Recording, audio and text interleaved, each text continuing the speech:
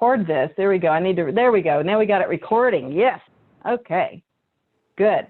So if you'll notice, Cameron has opened it up so we can see his screen. If it comes off really small on the left-hand side, just move that center thing to the right, and it'll make that bigger so you can see it really well while you're watching Cameron as well. And remember, you can also speak up and ask questions during the meeting. Okay, Cameron, it's all yours. Thank you. Can everybody hear me? Oh, yes. Yes. Can't hear me? Good? Yes. Okay, Yeah. I just want to make sure before I keep going. I don't want to say a bunch of stuff and find out nobody heard any of it. So, all right, so this one is dealing with contractors. My name is Cameron Gaskill. I'm a state certified residential contractor. I'm lead paint certified. I have a degree in architectural drafting and design. Been in construction for over 20 years, and I own Suncoast Renovations and Designs, and I've owned that company for 14 years now. I've been a real estate investor since 2006. I also own North Florida Property Investors. I rehabbed over 800 houses between Jacksonville and Orlando, and I was on the board of directors at REIA for over 6 years and was the president back in 2015. As Liz told you before, yes, I was the project manager on the Extreme Makeover Home Edition back in 2011. And also, if any of you have ever heard of Ron the Grand, he actually lives in our area, and I've rehabbed quite a few houses for him as well. So I think with all that, it kind of qualifies me to be able to talk to you about dealing with contractors. But before I do, I want to tell you a little bit about my story, kind of how I got here. It really started back in 2000 when I got a job offer. I live in Jacksonville, Florida, and was born and raised here. And in 2000, I got a job offer to move to Raleigh, North Carolina, making $45,000 a year. And for me at the time, that was a lot more than I was making here. So I took that job offer, moved up there, only to find out that there was an error made and that they could not hire me. The problem was that they had a moving company come and move all my stuff out of the house that I was renting. And they said that they also would not pay for that moving company to give me my stuff back. So I kind of was stuck, and I looked in my pocket, and I had $100 in my pocket. I had $100 in my bank account, and that's where I stood. So I called the moving company and asked what I needed to get my stuff back, and they said I needed $3,500. At that point, this is a true story. I went downstairs, I walked out of the hotel, I walked around the corner on the sidewalk, and I sat down on that sidewalk and I just started to cry because I literally did not know what to do at that point. I was in a strange place, strange state, no money, couldn't get my stuff. And when they say all I had was the clothes on my back, I literally only had the clothes on my back. And I was in Greensboro, North Carolina is where I was going. And so try to make a long story short, I made some phone calls to find another job, found a company in Raleigh, North Carolina. They said they were hiring, but unfortunately, he said that he was not there. He was on vacation. He was in Greensboro. And I said, well, that's so funny. I just happened to be in Greensboro myself. And he asked if I would go have coffee. I said, yes. And he said, when would you like to meet? I said, right now, because I'm dressed to go to work and I have no place to go. So we met and he hired me on the spot. I also told him about my situation with the moving company, and he said that he would loan me $3,500 and take $50 a week out of my check for the next, it'd take about a year and 3 months to pay it off. And I just kind of stopped and didn't really know what to do or say. And really the only thing I did say was, you would do that for me? And he said, why not? I said, because I've never had anybody do that for me or be able to do that for me. And he wrote me a check for $3,500 that morning.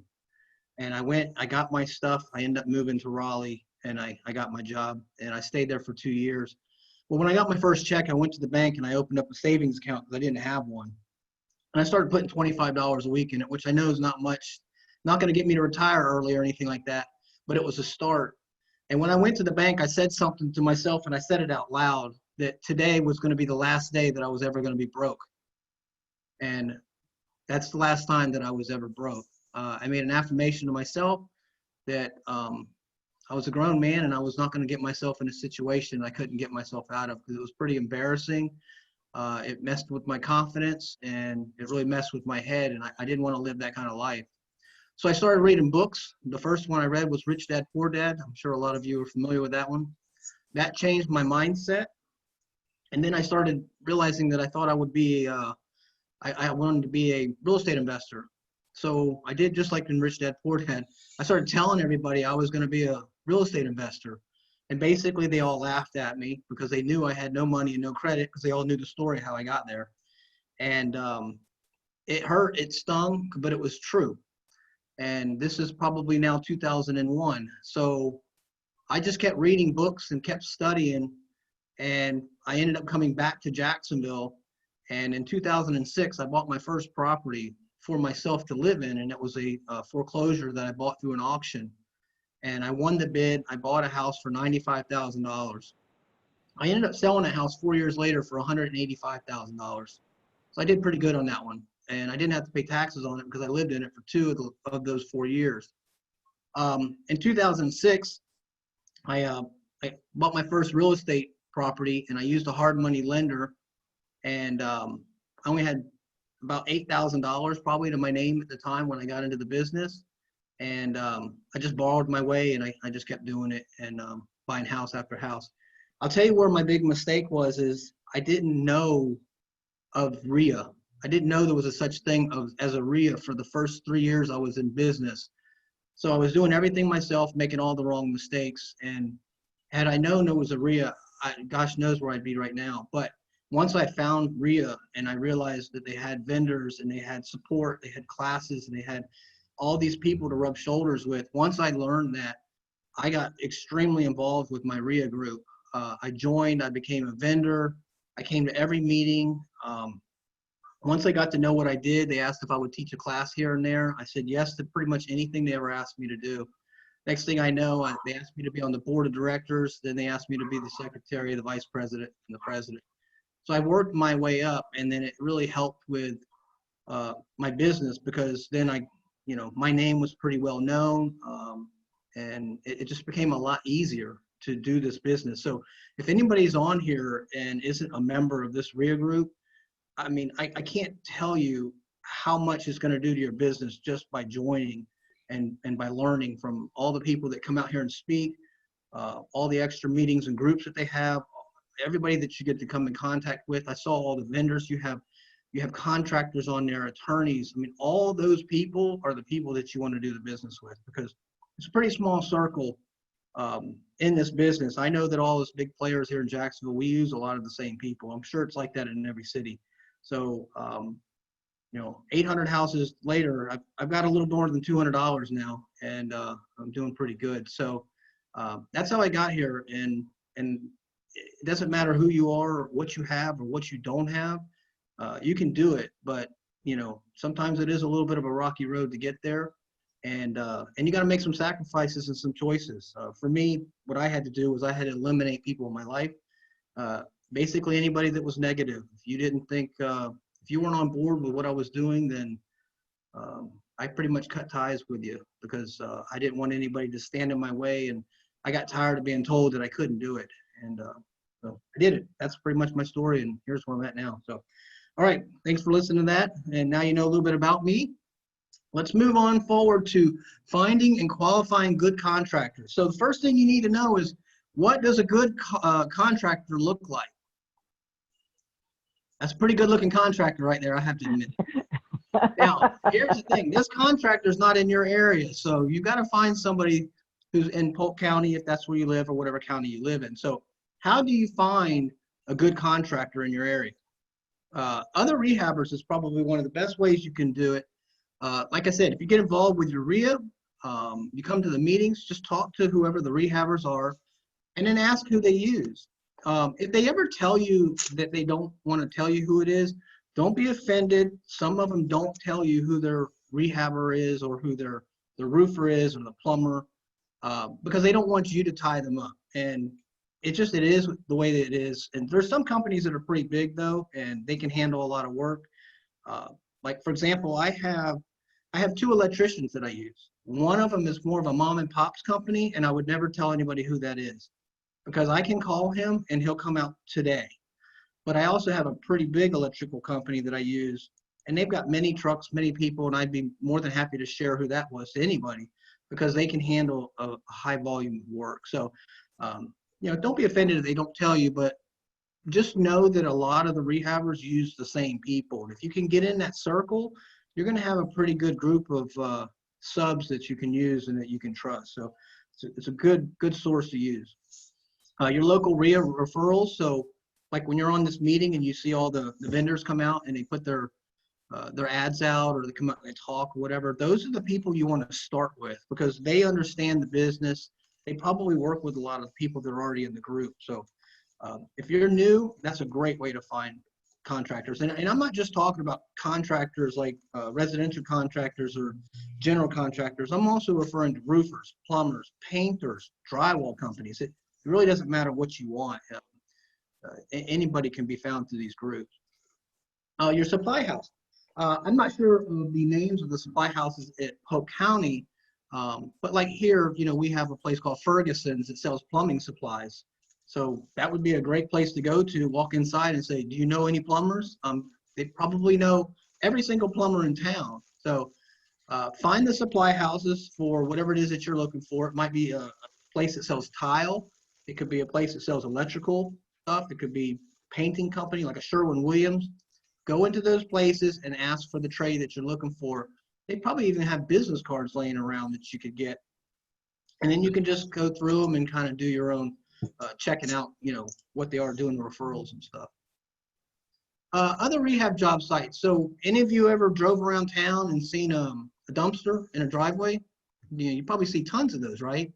So you can just pull up to wherever one of those dumpsters are, get out, knock on the door, tell them who you are, that you're an investor, have a business card ready, and just ask them who they are, what they do, ask them for a business card. And here's the really good thing about doing it that way, is that when you go to a place that has a dumpster, a job site, you get to show up unannounced. So you get to see how the workers are doing without expecting you. So is the job clean? Are they actually working? Are they sitting around doing nothing, smoking cigarettes or drinking or something? I mean, who knows, right? And how's the quality look? If they let you walk through the house, check out the quality and see what it looks like. If you don't like the quality, then just say hello, be nice, and take their card and leave, and throw it in the trash when you leave if you don't want it. But the good thing is you really get to see what kind of work they do. So you should do that. If you don't have any trades, you should really go to other people's job sites. And plus, it's just like anything else. You're going to meet, the trades. You might meet the investor, and then you might get some tips and stuff on things to help you get better or get more business or whatever it is that you're trying to do. City inspectors. I know here in Duval County, you can go on the website and just see the phone number for every city inspector or the city inspectors, supervisors, and you can call them and talk to them and ask them, hey, I have a guy's name. Do you know anything about him? Is this a reputable person, a reputable company? And sometimes they'll give you a little bit of information. They won't give you too much because they won't do anything or give you any kind of information that maybe illegal or something that they're not allowed to do. But here's a little hint. When somebody doesn't think another company's that good, they'll usually say something like, we're not allowed to discuss that, or we're not allowed to give information about somebody.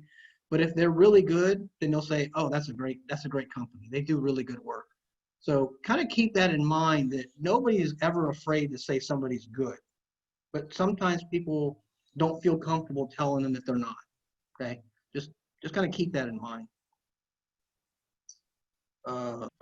Okay, how about other contractors? You might talk to a contractor and say, hey, I'd love for you to come out and give me a bid on this job. And they say, well, I'm really slammed. I'm booked up for the next 2 months. I can't do it.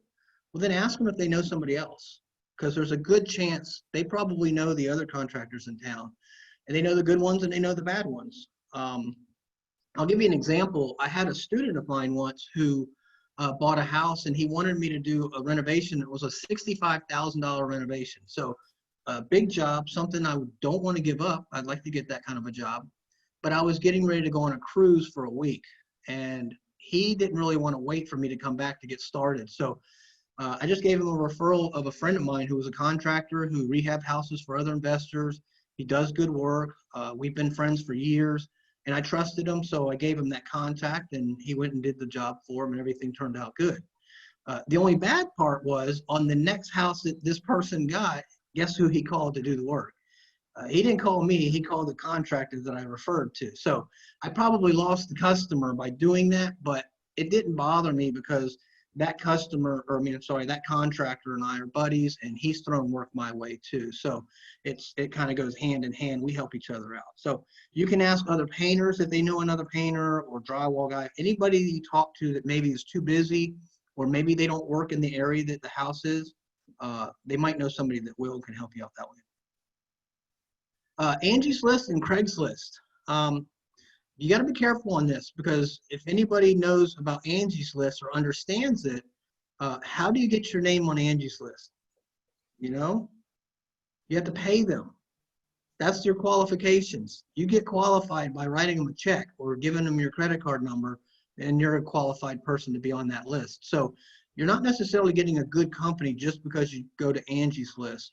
I don't think I'm on there because I don't pay them to be on there, but they do always call me, and I don't do it. I don't get on it. Craigslist is pretty good, but you have to be careful with that as well. The reason why you want to be careful on Craigslist is if a company's been around for a long time, let's say you have a company that's been around for 30 years, and that's how they advertise. You know, painting contractor, been in business for 30 years.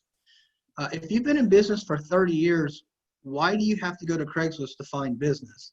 You should have built enough a customer base by now that you don't need to do that. I've been in business for 14 years, and I have not done one single advertisement in 13 years. I did some advertising the very first year to build a customer base, but all of my work is through referral. I have not tried to go find work in 13 years. And so I've been blessed with that, and it's because I have a good reputation, and we do good quality work. So I would be a little weary of somebody who wants to brag about their tenure, how long they've done that business. But here's an exception to the rule. Let's say there's a painting contractor on there that says, I've been in business for 30 years, and then you call them up and ask them, why are they on Craigslist? And they say, well, they just moved here from another state. Well, then that would make sense because they don't have a customer base here. So they're trying to build that up in a new location. So just kind of get maybe some more information, do a little due diligence on somebody if you see them on Craigslist, and make sure that, you know, if they've been in there for 30 years, that they haven't basically just burned enough bridges that they have to go to Craigslist to find more business. You want to make sure you understand the difference of what they're trying to do. And then you got home improvement stores. Home Depot and Lowe's, for example, if you want to get a trade, just go there and sit in the parking lot with a notepad and a pen for like an hour, and you'll probably fill up 3 or 4 pages full of names, phone numbers, license numbers, and everything, because you have all the trucks and vans that come through there. And they have all the information right there on the side of the vehicles. You can write all that stuff down. You can go over and talk to them if you want. You can even go inside the store and ask at the contractor sales. You can ask them, you know, I'm looking for a sheetrock company. Do you know a good one? Do you know a good painter? Do you know a good roofer? And they know pretty much most of the people in town. And they also know who has a good reputation and who has a bad reputation. So you can go in there. I know for a fact that they're not supposed to refer anybody, but they do it all the time. Okay, I get lots of phone calls from somebody who said they met somebody at Lowe's and they said to give me a call. So, and then I put in there to go between 6 and 7 a.m. And the reason why I did that is I want the company that gets up early and goes to work early. I don't want the one that wakes up at 10 o'clock in the morning and finally rolls into Home Depot to get materials and then probably going to knock off at 2 o'clock so they can go do whatever their extracurricular activities are. I want somebody who gets up early and you know, is going to actually work. So that's why I would prefer to be there early in the morning. And I'm not saying that somebody there at 10 is a bad person. I'm just saying I prefer to, if I'm going to, you know, not cold call, but cold look or whatever you want to call it, I'm going to do that early in the morning. Okay, you want to make sure that you pre-screen all your contractors and your subs. And I put on there your subs and handyman because everybody's different. every investor has a different, I guess, theory on who they should hire. And here's how it works. If you hire a contractor to do your work, you're going to deal with one person, you're going to write one check, and you're going to have well, I should say no, you're going to have less headaches than if you hire all these other people. But it's also going to be the most expensive way to get a renovation done. If you want to hire subcontractors, meaning you're going to hire the roofer, the plumber, the electrician, the painter, all those people yourself, then you're going to have to manage those people. You're also going to have to know how to schedule those people. When do they need to come in? Make sure the job's ready for them. So basically, you're going to do more work, okay? Personally, you're going to be the contractor. So yes, you're going to save some money because you don't have to pay what we call the markup on all those trades. And what I mean by that is I make 12% markup, and then I also have a 3% general conditions, which is overhead basically. So overall, I have a 15% markup on everything that's on my bid. So if a roofer comes in there, there's a 15% markup on that. If the painter's in there, it's a 15% markup. So what you save by hiring everybody yourself is probably about 10 to 20%, and for us, it's 15. You have to look at, is that money you save worth the time? Which one's more important to you? For me, my time is more valuable than anything that you could give me, because I can't get that back. I can get as much money out there as I want, but I can't get time back. Once it's gone, it's gone. And my value is not in painting a house. My value is in finding a deal. And I'll go into that a little bit more, especially in the dollar part of it, to help you understand that even more. But you have to figure out what is your worth. How much value do you bring to your business, and what is your worth? What is your value? And you have to determine that. And then handyman is going to be the cheapest way. That's going to be somebody who probably doesn't have a license, doesn't have insurance, doesn't have anything, works for an hourly rate or a 6-pack of beer or whatever it is that you can get them to work for. But a handyman can get you in hot water too, because they don't have those things. And then also, when something goes south, the handyman will too. They'll head south. They don't want to hang around if something's starting to hit the fan and they don't have all the proper documentation to get through it. Okay.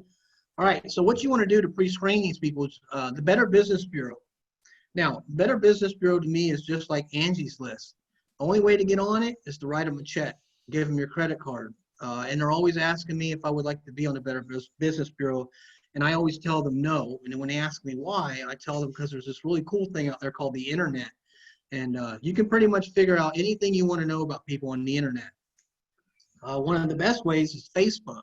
If you go on Facebook and type somebody's name or somebody's company's name, you probably got about an 80 or 90% chance you're going to find them on Facebook. And you're going to probably see a lot of their work, and you're going to see a lot of stuff about their personal life. So it's a really good way to kind of get an in-depth look at who you're going to hire on your job. So use that as a way to kind of screen these people.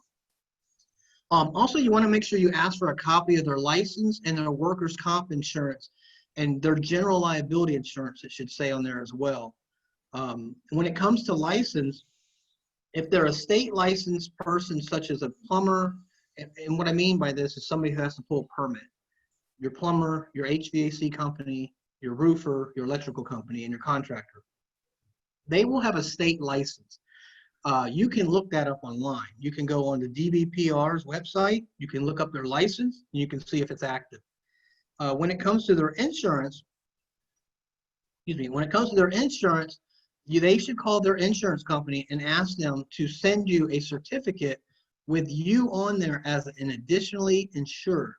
Okay, what that means is they're going to have your name put in the bottom corner of it, and what that does is really tells you it's current, because they just did that. They just had your name put on it, and it'll also have the date of when they got the insurance and when it's going to expire.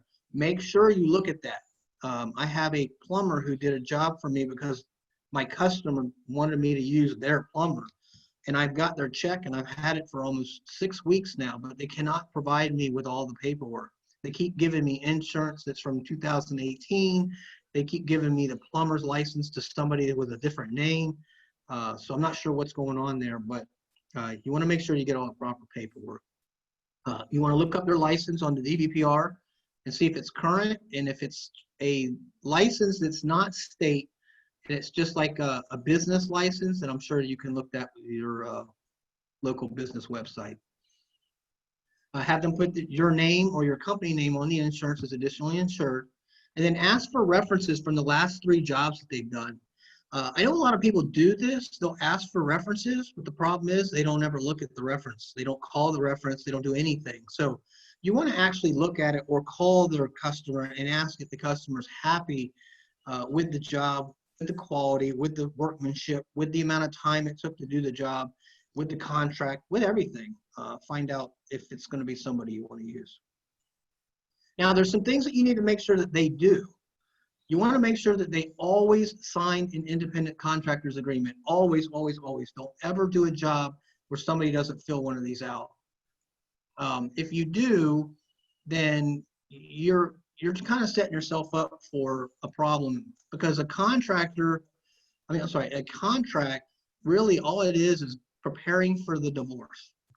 Now, what I mean by divorce is not husband and wife, but it's with customer and contractor, or customer and subcontractor. Because if you think about it, if you do a job with somebody and the job goes perfectly fine, you will never ever resort back to the contract, do you? Because there's no reason to. You were happy with everything. The payments came in on time. The quality was good. They finished on time, and everything was done. You gave them final payment, and they left. So if that happens, you never resort back to the contract. You only do that when there's a problem.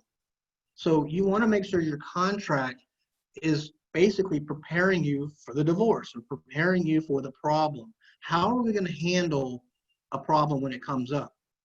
So there's things that you want to have in your contractor agreement. You want to have the what, the when, and the how much. What are you going to do? When are you going to do it or be finished with it? And for how much? That's the main 3 things you need. You make sure that that's in there. And then you have all the details, like how are we going to do the draws? When do you get a draw? How much is the draw going to be? What happens if you finish the job late? What happens if you don't show up? What happens if anything happens? You need all that stuff in the contractor agreement so that you know how to handle it, and they know how to handle it. Because if it's not in the contract, you're going to have an argument. And then it becomes he said, she said. And if you go to court, it's just going to be tough. Whereas if you have it in the contract, you'll win every time. So you want to do that no matter what or how little the job is. You want to make sure that they will pull and pay for all necessary permits. If they can't pull the permit and they have to get somebody else to do it for them, I personally wouldn't use them, because there's a reason why they can't pull the permit, whether they don't have the license, they don't have the knowledge. I don't know what it is, but any of those things are not going to make me want you on my jobs. So be careful with that if they say that they have to get somebody else to do it, or if they ask if you can pull the permit for them. That's even worse. Make sure they'll agree to a detailed scope of work and a materials list. Now, notice I said agree to a materials list. I didn't say anything about you going to get materials for them. You do not ever want to get materials for anybody, okay? Remember when I said, what is your value? What is your worth? Okay, you're not a delivery person, okay? There's not much value in that. They have other people that can do that. So don't deliver materials for anybody. If you want to pick materials out and have them pay for it, that's fine, but don't buy anything. There's an issue with a IRS guideline that if you purchase the material and bring it to them, then you are acting as an employer. An example of that would be somebody was having their roof done, and they were about 3 sheets of plywood short of finishing sheeting the roof. So the customer decided to run to the store to get it because they thought it would make the job go faster. They picked up the 3 sheets, they put them up there, and the kid was putting them on, and guess what he did? He fell off the roof, and he died. And so when they went to sue the roofing company that he worked for, the roofing company didn't have any money. But guess who did have money? The investor, or the 3 investors that were flipping that house, had millions and millions of dollars. And guess what happened? They got it all. They got all of it. Those people went out of business because this kid fell off the roof, because their attorney found a loophole that said that if you bought the material, you were acting as the employer. Now you can be sued. So, you know, it's just a story I've heard. It's enough to scare me, but if I were you, I would not buy materials for somebody. People say they want to do that to save money, make sure that the right thing's getting bought. You don't need to do that. All you need to do is have a spreadsheet from Home Depot or Lowe's of all the material that you could buy, and then you just say, here's what I need, and you go buy it. Now, I know I can't see, so I might ask some questions that kind of sounds odd, like raise your hand if, because I can't really see everybody, but out there, if you're out there thinking, would you like to have a materials list or a template where you could just mark down everything you wanted and say, here, this is what I want? Because when I flip houses, I don't go to Home Depot and I don't ever go to Lowe's. One of the things I learned flipping houses was every house that I flipped, I spent 4 hours in the store writing down SKU numbers and making my materials list for everything I needed. And after flipping many, many houses, I decided I needed to stop doing that because I was doing it to every single house. So I just made a big spreadsheet of everything I would ever buy, and then I can just do it from my computer. Now it takes me about 15 to 20 minutes to get a materials list for everything I need on a rehab. And then I just email it to Home Depot and Lowe's, and I tell them what day to deliver it, and it's done. So that saves a huge, huge amount of time, which, like I said, time is, for me, is my most valuable thing that I have. So might be something. Cameron, Yes. we do have a question here. Yes, I'm glad you said that. If you have questions, please ask them. I'd rather you ask while you still are thinking about it, and then we'll go from there. We have a question. What is the etiquette for, in particular, to suggest a sub to your GC? So if you have a friend that you'd want to be used as a painter, like what's the proper way to tell the GC, hey, we want to use this guy? Will you use my painter, please? Okay. That's it. So here's the thing. You can ask. We hate it. Most of the time it goes south. It goes bad. I'm doing a rehab right now where I'm using the person's sheetrock company, painter, and plumber, and I only have 3 problems on the job right now. Guess what they are? It's the sheetrocker, the painter, and the plumber. And it's just because I can't control them. I don't know these people. I've never used them before. Their quality isn't any good. Their price was cheaper than my price. You know, for my painting price was more expensive than their painting price. Is why they asked to use them. I told them I would do it, but I was still going to mark their stuff up 15%. I mean, because I'm still managing them, and now I'm having to manage them even more than if I did it myself. So we don't like doing it because we don't know who your person is. So it's not that we won't do it. It's just everybody's different. Some people will say no, and I have said no sometimes.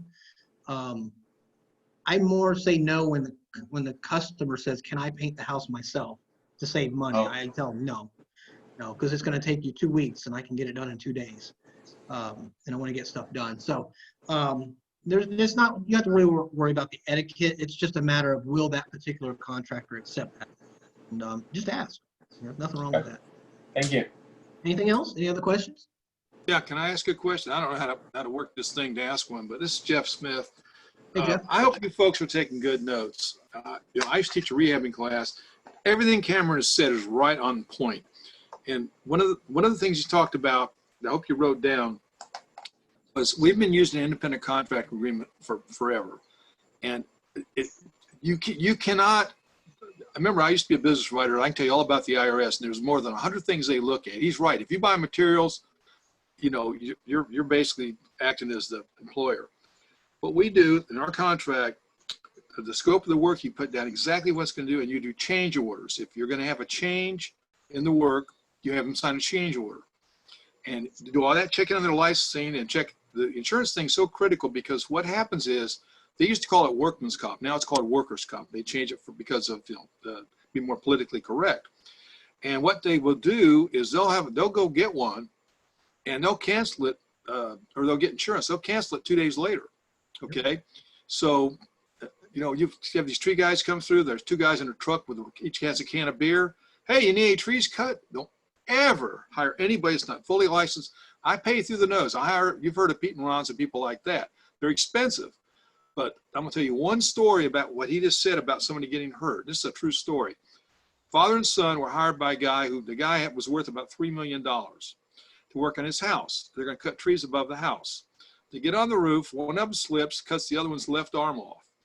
That one slips, cuts the father's right leg off, okay? Now, the worst thing that can happen is if they fall on the ground and don't die. You're better if they die, because when they fall, you get to support them the rest of your life. And of course, they were going to be famous. The guy was going to be a famous baseball player or a pianist or something like that. You hear that all the time. He lost everything because when he hired them, because he didn't get licensed people, his homeowner's insurance does not cover that. If you read your policy, you have to hire licensed people and all that. So he had no insurance. They got his house. They got everything he had. And he's now renting a house. This is a true story. So please take good notes. Another thing that when he was talking about those lists, and Angie's list, he's exactly right. You know, they have to pay money. You know, she gets on TV, they really dolled her up. She's lost weight and everything, but it's a business. Check them out. Referrals. And what he said about between 6 and 7 is because that's when all the workers work, like he said. And take notes. This guy's good. You know. Thank you. Thank you, Jeff. I'm gonna let you He's teach good. the rest of the class. You're doing great. No. They've heard enough of me that this is good stuff. I'm going to shut up now. I've already taken a page and a half of notes, folks. Thank you, Jeff. I knew you were going to say some of those things. I've heard you before. Yeah. I knew you were going to Back to agree. Cameron. Thank you. I'm shutting up now. Okay. Okay, and then also that detailed scope of work. Now, the same thing with the template for the materials. I have a template that I, have everything I'm probably going to ever do on a rehab, and I just put I'm going to change out 2 toilets or 2 faucets. I'm going to change 16 cabinets. I'm going to do landscaping, and all this stuff has a pricing automatically to it. I just fill it out, and then boom, it gives me a scope of work, a price sheet, and tells me exactly how much my renovations are going to cost and everything. So makes it very easy, very streamlined, cookie cutter. Like I said, it's all about saving time is what I want to do. So, okay, moving on. I want to make sure to keep the job site clean daily and schedule dumpsters. I do get a lot of investors who want to be a little cheap and tell me, can I get a bag, one of those Home Depot bags? I think they call them bagsters or something. They ask me, can I just put the stuff by the road so the city can pick it up? And I don't know how it is where you guys live, but here, the garbage men are really not supposed to pick up any construction debris. They're only allowed to pick up homeowners' trash. So sometimes they will pick it up, sometimes they won't, but it looks like such a mess out front when you do it that way. And I prefer to have a dumpster. I want my jobs clean every day. And it's, because I own a construction company, it's my #1 rule with my guys. When I make a schedule, every single day says what they're supposed to do on the schedule, and it says how long each thing should take. And the last item, every single day says clean up the job site at the end of the day at a half an hour. So I log time just to get that done. I want every day for it to be swept, every day for the trash to be cleaned up. And the reason I do that is if somebody comes onto a job site and steps on a nail, they can sue you. Even if they weren't supposed to be there, they can sue you. If you have a potential person that wants to buy the house, if it's a complete mess, people don't have the vision to see what the house is going to look like when it's done. So the cleaner you have it, the easier it is for somebody to tell what it's going to be when it's finished. And also a job that could be 2 or 3 days from being done, if there's trash everywhere, it will literally look like it's 3 weeks from being done. So just keep your job sites clean. I literally just sold a house. I closed on it today, as a matter of fact. A guy drove by. I was a week from being done. He drove by, called me up. He looked me up online to see who owned the home. It turns out he knew me because he was a hard money lender, and he used to lend to me back when I needed a hard money lender. And he said, "Are you rehabbing this house?" And I said, "Yeah." And he goes, "I live around the corner." And I said, "I didn't know that." He said, "I'm trying to help my daughter find a house. And how much do you want for the house?" And I said, "Well, my wife's my realtor, so you need to talk to her about it." And he did, and they negotiated back and forth, and he bought the house basically a week before we even finished it. But one of the things that I believe helped was because it was so clean when he showed up that they could envision exactly what it was going to look like. So make sure to do that, or you shouldn't do it. Make sure your contractor keeps the job sites clean all the time. Here's a big one. You want to all make sure you write this one down. Make sure that they will agree to a $50 to $100 a day penalty if not finished on time. This is probably one of the biggest clauses you can put in your contract that's going to save you thousands and thousands of dollars and weeks of time. Because one of the biggest things I always hear is that my contractor disappeared. And they always seem to disappear like the day after you give them money is what I keep finding out, right? You give them a draw and then all of a sudden they're sick, or all of a sudden they can't get the materials, or all of a sudden another job needs them more, you know, because it's more important. They need to finish something. Whatever the excuse is, if you put this clause in your contract, you won't have that problem anymore. Now, take this clause with a grain of salt. If you hire somebody, a contractor who says he's going to do this job in 6 weeks and he finishes in 6 weeks and 2 days, please don't charge him $100 or $200 for being 2 days late. That's not what it's for. Okay, it's not to try to, you know, like nickel and dime them, I guess. It's to keep them from disappearing. It's to keep that issue from happening. Now, I will say this: you have to understand everybody's contract is written for them. Okay, it's not written for you, it's written for them. So my contract is written for me. That clause is not in my contract. It's not because I don't think I can do it. It's just that clause doesn't benefit me in any kind of way, right? But if I do a job for Ron LeGrand, he makes me put that clause in it, and I'll do it every time. It doesn't bother me to put it in there. But what it does, even with me, guess what job I'm really going to make sure is going good? Ron LeGrand's job, because I do not want to get hit with a penalty, because he will back charge me if I'm late. And I have finished a Ron LeGrand job a couple of days late. He doesn't do anything. He just wants to protect his interest in the property and make sure that nothing happens. But I've been doing stuff for years with Ron, but if I do one tomorrow for Ron, he's still going to ask me to put that clause in there, and he should, and everybody should. You should always ask. It doesn't matter who your trade is, and if they say no, they won't put it in there. Don't use them, because what I always do is I say, hey, when do you think you're going to be done with the job? And they say, oh, I'll be done in 4 weeks. Okay, so I'm going to put a clause that said after 5 weeks that you're going to get charged. Notice I added a week. I'm going to give them a little leeway. And if they say no, they don't agree to it, I'm not going to use them. Because what they just told me is I really don't think I can finish in 5 weeks either. Okay, so that's a very big clause. It's going to save you a lot of money and a lot of time if you put that in there. Make sure that your sub will offer, or a contractor will offer, a transferable warranty for their work. Now, what I mean by that is if you hire a roofer and they're going to warranty their work, make sure you can transfer that to the person that's going to buy the house when you flip it. Okay, because what's really nice is when you advertise your house, you say it's got a new roof, a new water heater, it's been repiped, and all of them are warranted. Transferable warranties. They love that. Okay, because what the buyer thinks is, not thinks, but way it is the buyer knows that when they move in, they're not going to have to pay for anything. And if anything breaks down, it's going to be taken care of. So it's a huge perk for your listing if you're going to flip a house to offer that. Also, make sure that that they will agree to a small deposit to start and a holdback until the job is 100% complete. Now, there's a lot of stuff in this sentence right here, believe it or not. Let's start with 100% complete. What does that mean? Everybody's version is going to be different, okay? To me, 100% complete is when my customer says it's done. That's 100% complete to me. Not when I think it's done, when they think it's done, okay?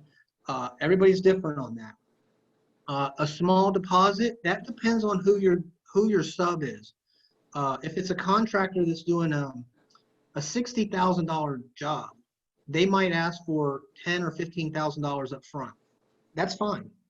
If they ask for $30,000 up front, there's no reason for that, okay? They don't need that. I don't need anything up front, okay? I have enough capital built up that I can just do jobs. I could go all the way through the whole thing if I wanted to, but I still will get a deposit up front because I want to make sure, just like you don't want me to run away, I don't want you to run away either, okay? So it's just good practice to do it that way.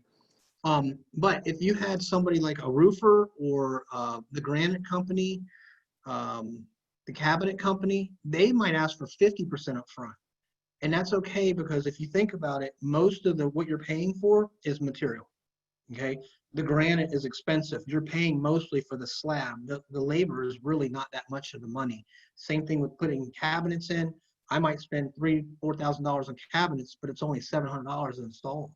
So most of the money is going to go towards materials, and so they'll ask for a 50% draw up front. Windows, the same thing. You have to pre-order windows. It takes 3 weeks for them to come in. They're going to ask for a deposit, and that's okay. Don't worry about that. But if you have a job like painting, drywall work, the actual contractor, they don't need that much money up front.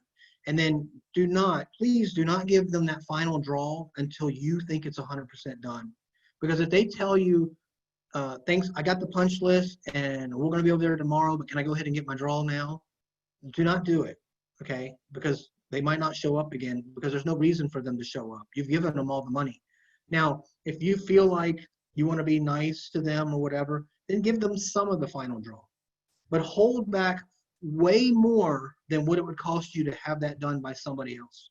So if you think I could get somebody to do this leftover work for $500, I'll hold $2,000 back.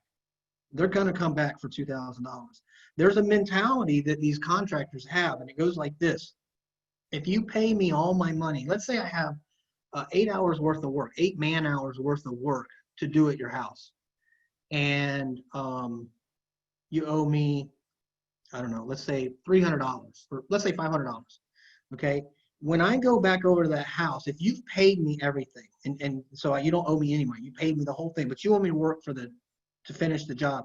The mentality is I'm now working for free.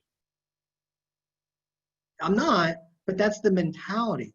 If you hold $2,000 from me, the mentality is if I go work for 8 hours, I get $2,000.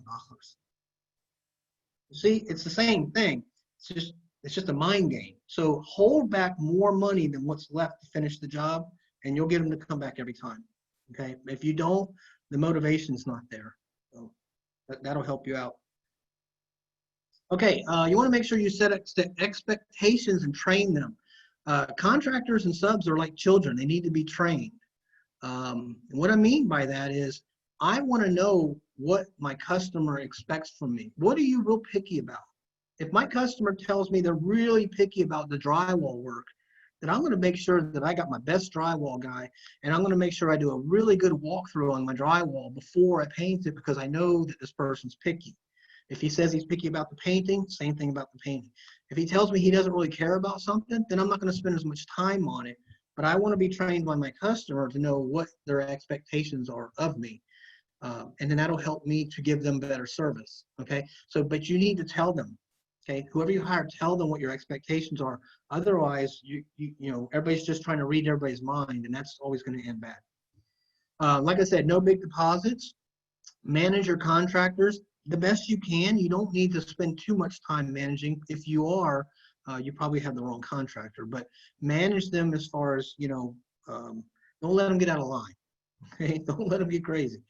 And then have good communication. Just make sure you talk to your subs, your contractors, and don't ever be afraid to talk to them. If you are, then you probably shouldn't use them. There's no reason to be afraid or fear talking to your contractor or your roofer. If they have a bad attitude or whatever it is that makes you nervous about them, then don't use them if you can't call them up. Okay, now you want to make sure that you do some stuff. I told you some stuff to make sure the contractor does. Now you got a few things that you need to do too. You want to make sure you inspect their work, especially in the beginning. If you hire a new contractor and you've never used them before, please show up on day one and see what he's doing, because the last thing you want to do is find out he removed a wall that wasn't the right wall, or he's just removed. You said, I want you to gut the hall bath, not the master, and you find out he did the opposite. Okay, you want to make sure you show up in the beginning to make sure they're doing exactly what you asked them to do, and make sure they show up. Make sure you like the quality of work that they do. Make sure that they're actually working when they're there. The more you see them, then the less you need to check on them, okay? But you have to build this trust level with your people before you can just start letting them kind of go.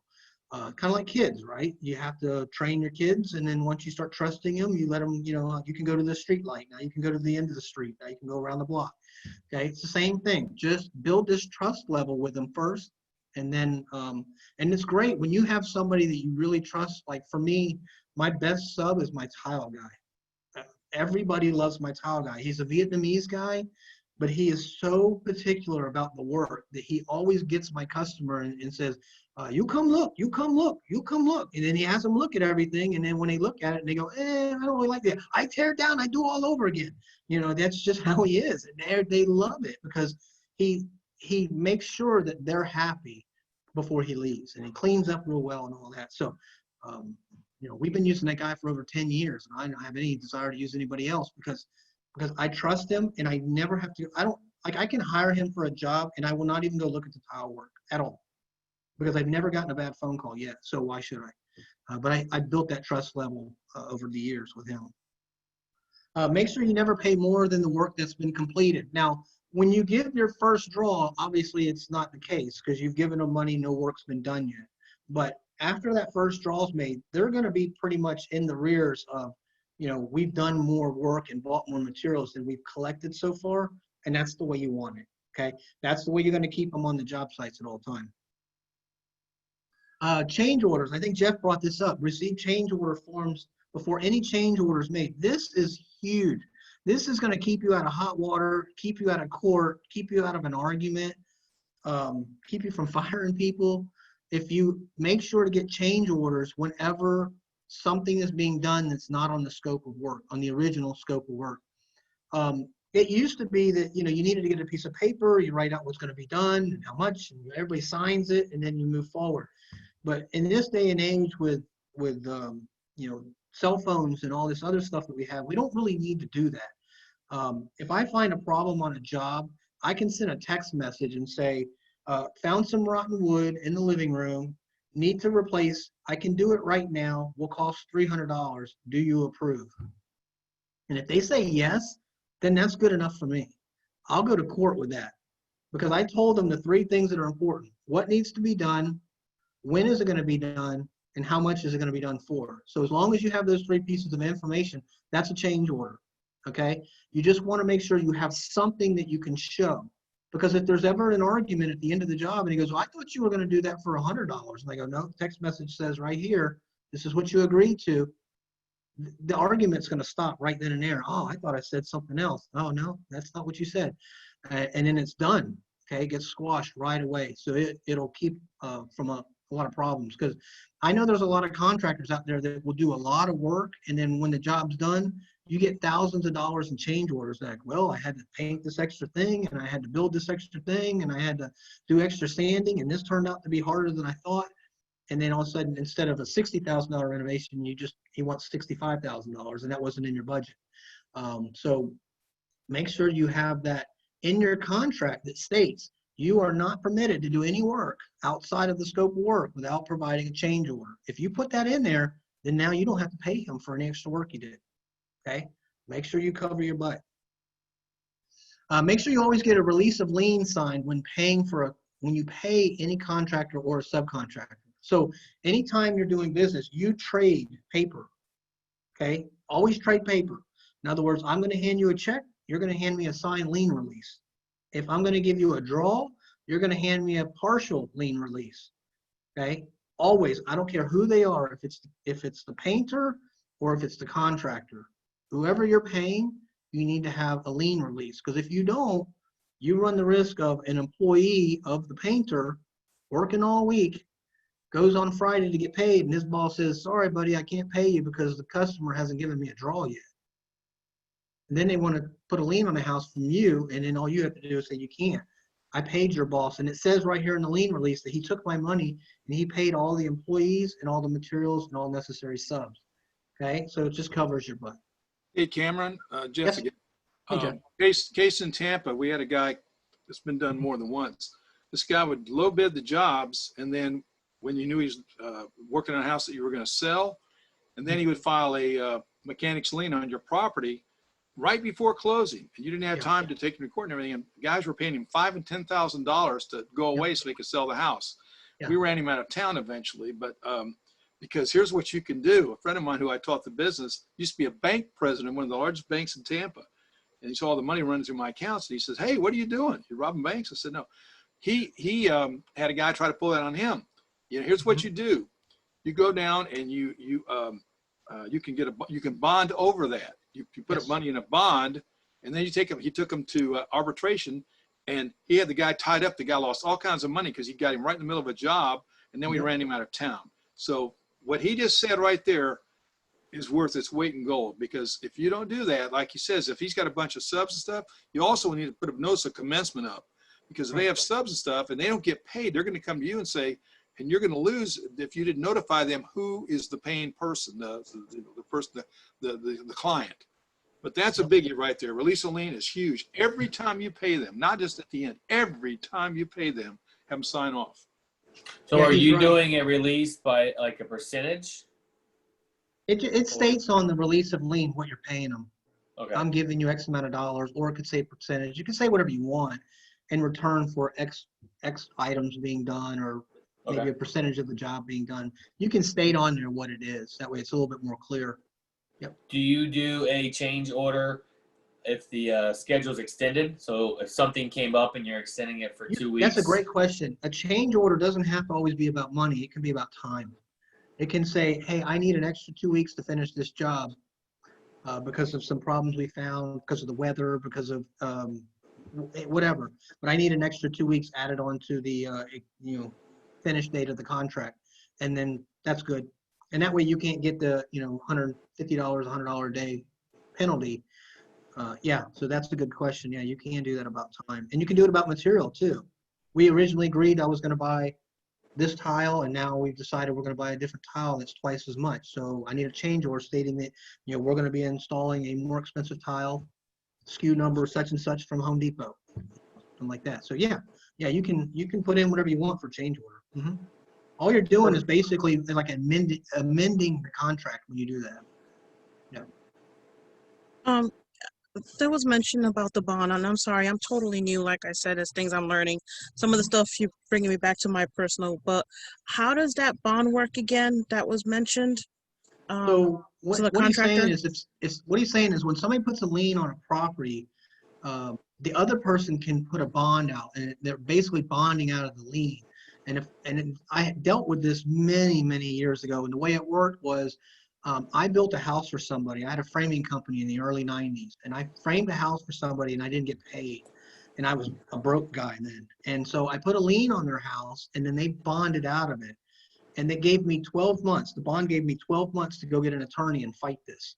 I didn't have any money. I couldn't go get an attorney, so I just lost my money.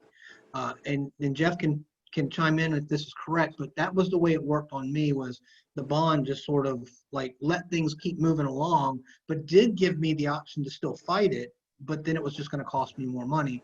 And obviously this person knew, me being a 22, 23-year-old, probably didn't have enough money to go get an attorney. So that's what happened to me. So as the investor, so I have a house. I'm the investor. I'm not the contractor. The contractor is supposed to, like you said, supposed to be taking care of his subcontractors, and he didn't do right. Somebody comes put a lien on a house. That part I got.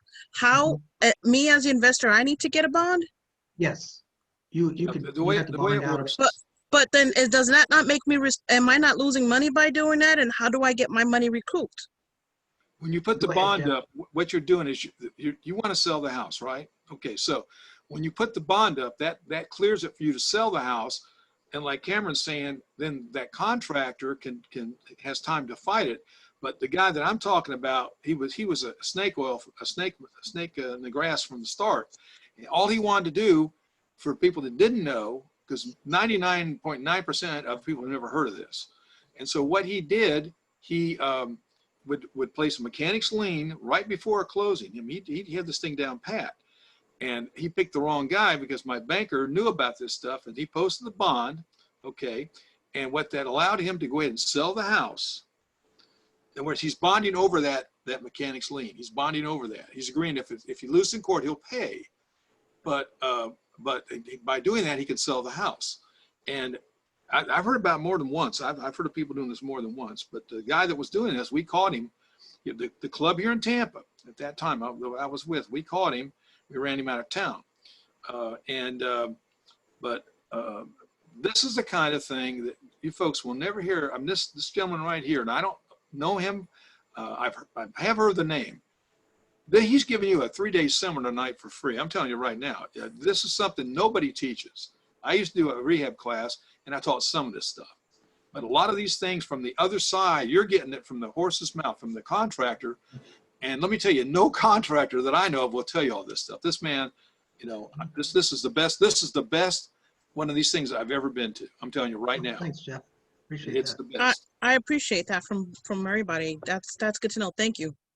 For perspective, Jeff, what did you pay for that bond? Do you know? Do you guys know what?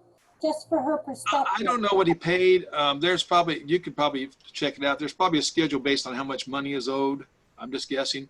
You know, I didn't ask my buddy. Luckily, this has never happened to me because I've done this change order stuff. I mean, you know me. You all know me. ADHD, OCD. You know, my wife says I should have been an attorney. It's like legal city around here at my house. And we had a big close. This is Dory. It happened to me. So I can tell you what we did and we won.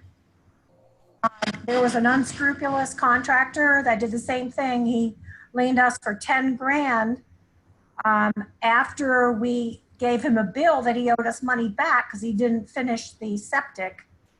And instead of paying us, he put a lien on the house saying we owed him. And obviously he would lose if we ever took that to court or he ever took that to court. But we had to hold out the $10,000 that he liened on us plus 40% more at the closing table, and it went into like an escrow. And then my lawyer advised me not to sue him and wait for him to sue us, which he wasn't going to do because he knew he was wrong. And after a few months, all the money just came back to us. It like timed out after a few months. Yeah, that's exactly right. 10,000 and the bond, everything back. Mm-hmm. Cameron, have you ever bought a mechanics lien? You know, you can buy these things. This is another way to make money. I know a guy that does that. He will buy legitimate mechanics liens and go after them. He buys for pennies on the dollar. It's just another avenue to make money in real estate. And so, you know, it's funny.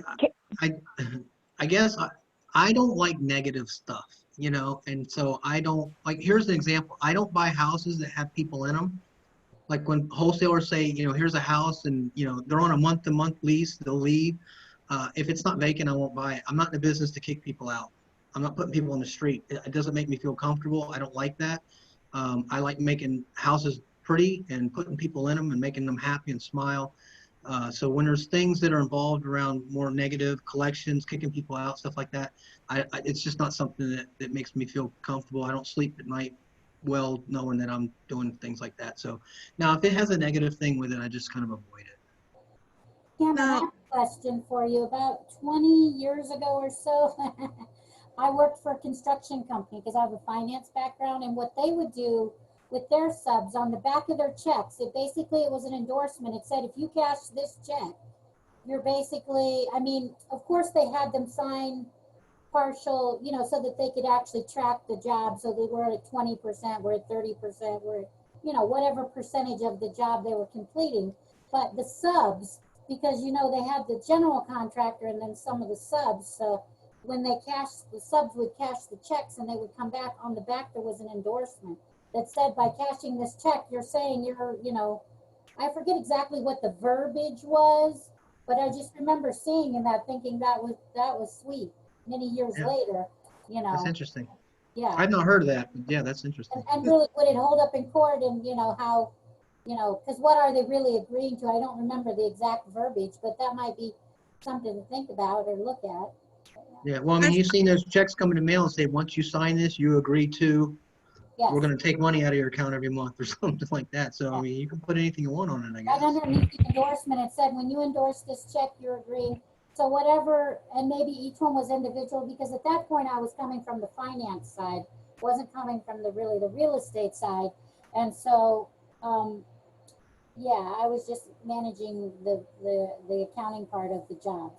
So it might have been individually for each one. They might have printed it on the checks. I can't recall if it was like gray area, like a pre-printed statement. So every check was the same, or if they like maybe when they printed the checks out of their computers, they printed a statement, you know, this is the certain percentage of the job like you would do.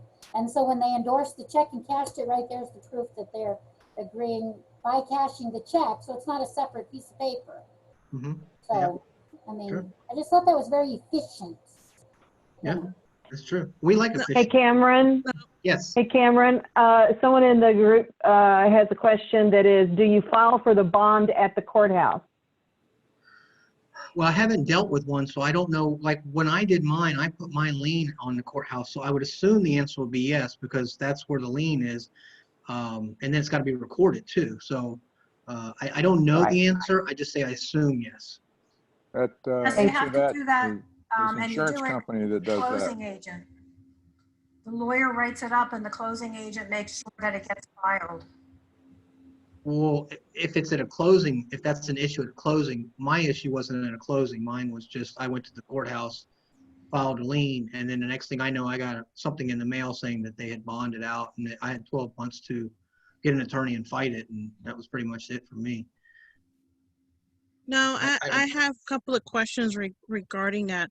With when you have a subcontractor, doesn't the contractor that you have, that you've hired, do you have it in your contract that if they're an employee, if either you hire employees or your subcontractor signs a contract with them, like I'm not, I know I'm not trying to make, No, I'm I trying to make think I sense. know what you're saying. You Okay, want thank them, you. you want the subs to sign a contractor agreement with the contractor. Is that what you're asking me?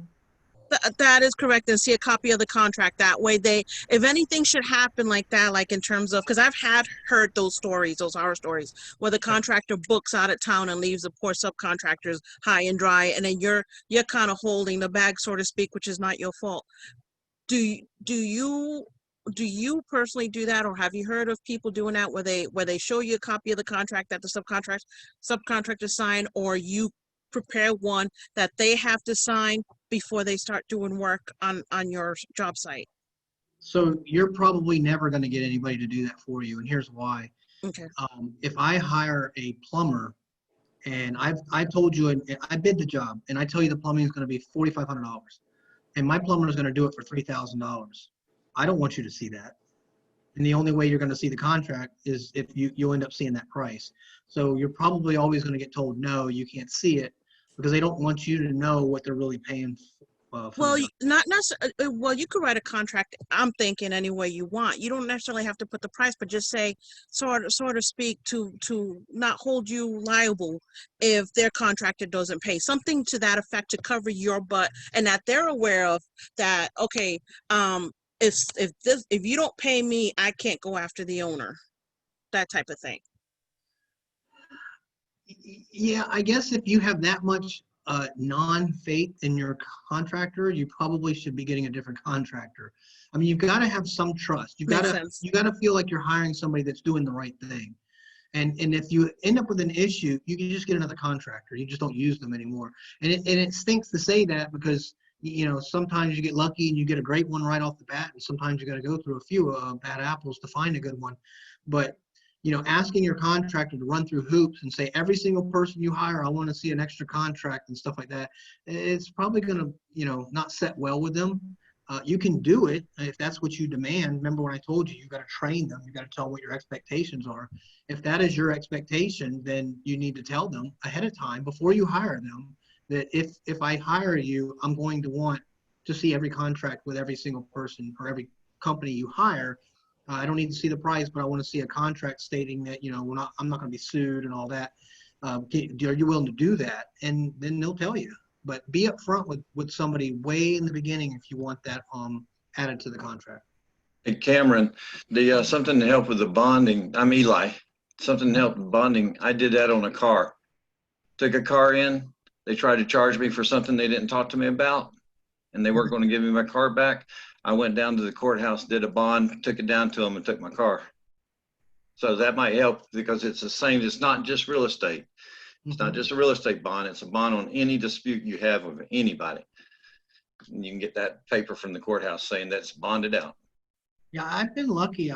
In all my years, I haven't had to deal with all this legal issues, problems, being sued, and liens. And I've put literally in 14 years, I put one lien on a house before, and it was from an investor who I think was trying to scam me a little bit out of about $14,000. So I put a lien on. He agreed to. He wouldn't give me the final payment, and because we had we had $14,000 in change orders. He told me he would give me the $14,000 after the house sold, and I said no, we won't do that. And he said, well, how about when we get a contract on the house? And I said, we can do that. And my wife is a realtor, so she can keep an eye on any house. And so I told her to look at this house, and she came up to me one day and said, hey, this house went under contract 2 weeks ago. So he didn't hold up to his end of the bargain. So I put a lien on the house, and he got extremely irate with me. I mean, really irate with me. And I just told him, look, I mean, it's all about trust. You told me that, you gave me your word, what you were going to do. You didn't do it. And I have to protect my interests. I said, I'm not mad at you. I'm not going after you. I'm not anything. All I'm doing is protecting my interest, which is the money. And then guess when I got paid? At closing. He didn't pay me. So I don't know if he was going to see if it got through, but I got a call from the closing title company saying that I needed to come in and sign a release of lien and collect a check so that they could close on the house that day. And I said, I'd be more than happy to come in. And I went in and I got my money. Yeah, I got paid. Yeah, so that's the only time I've ever had to do anything. And like I said, it wasn't a sub that was doing it. It was actually a big, I'm not going to say this person's name because probably a lot of people know this person, but it's a big name investor who supposedly has millions of dollars. So why do you need to hold $14,000? Now, with that said, can you put the monies into escrow when you're doing a contract? Is that just to be fair to everybody? That Yeah, way you there's can do no. that. Okay. If you get a hard money loan, sometimes the lender is going to make you put money in escrow for the rehab. So yes, you can do that. Mm-hmm. Okay. Yep. Thank you. Rosemary, on your other point with the subcontractors, Mhm. what I do, I don't get you get a list of them because they have to go on the permit, the major ones. But if you're at your job site on a regular basis, you'll know who all the subs are. I ask the general contractor to get a release from all of the subs before I'll pay the general his final draw. That's a good one there. That's good. That's All right, cool. Thank you. Yeah, that makes the contractor do the right thing, and whether he wants to or not. So that's good. There's a positive note on a bond, and I don't know if I'm loud enough, is that same construction company that I worked for, they would get a bond instead of their workman's comp because they had a good record and that, so they would basically take out a bond, for each job so that they wouldn't have to spend all that money on their workman's comp. So, and then they could, a surety bond instead of workman's comp. So that's Yeah, I noticed. Yeah. I noticed when I fill out a permit application, it asks about surety bonds. I personally don't even know what that is because I've never dealt with that. I guess that's what it is, something to do with workers' comp. But the problem is I won't hire a company who doesn't have workers' comp. So if a company came to me and said, I don't have workers' comp, but I'll do a surety bond, I probably would just choose somebody different, only because I'm unfamiliar with it. And I know that people say, well, I have a workers' comp exempt. But the thing is, in the construction industry, a workers' comp exempt will only be good for the one person. You can't use it. It used to be you could use it for yourself and two people, and they don't do that anymore. And then what I found was people would get these exempt forms, and then you'd hire them to do your tile. And then when the tile starts to get done, you go out there, and it's not that guy. It's somebody he sent out there to do it. And so now you have an uninsured person out there using a saw, cutting sharp tile, that if they cut themselves or whatever, who's going to take care of that? So I personally don't really care for the workers' comp exempt forms. I would prefer the workers' comp, but I take it on a case-by-case basis. But if they're on workman's comp, and they're a subcontractor, you're saying that they're your employee. That's usually for employees when it's workman's comp. If they have workers' comp, they can have as many employees as they want. But they're subcontractors. They're not your employee. So you're hiring me. I'm your contractor. All right. I'm hiring Susan. Sorry, Susan, you're an employee. I'm hiring you. Susan's my independent contractor to me. Yeah.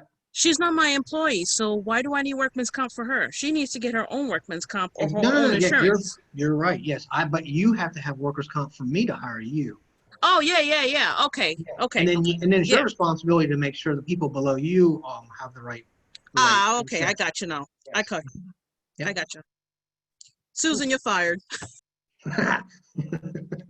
All right, I'm going to move on. I always get lots of questions about the contract part whenever I get to that one. Okay, getting 3 bids. All right, we're running low on time, so I'm going to try to get through this quick.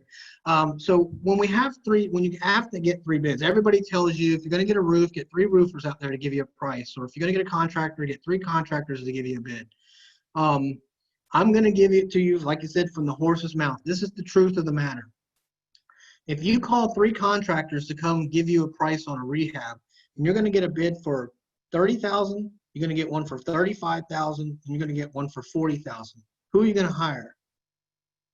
You're going to hire $30,000. Okay, everybody says they were going to hire somebody else, but it's not. You're always going to hire the cheapest person. That's just that's life.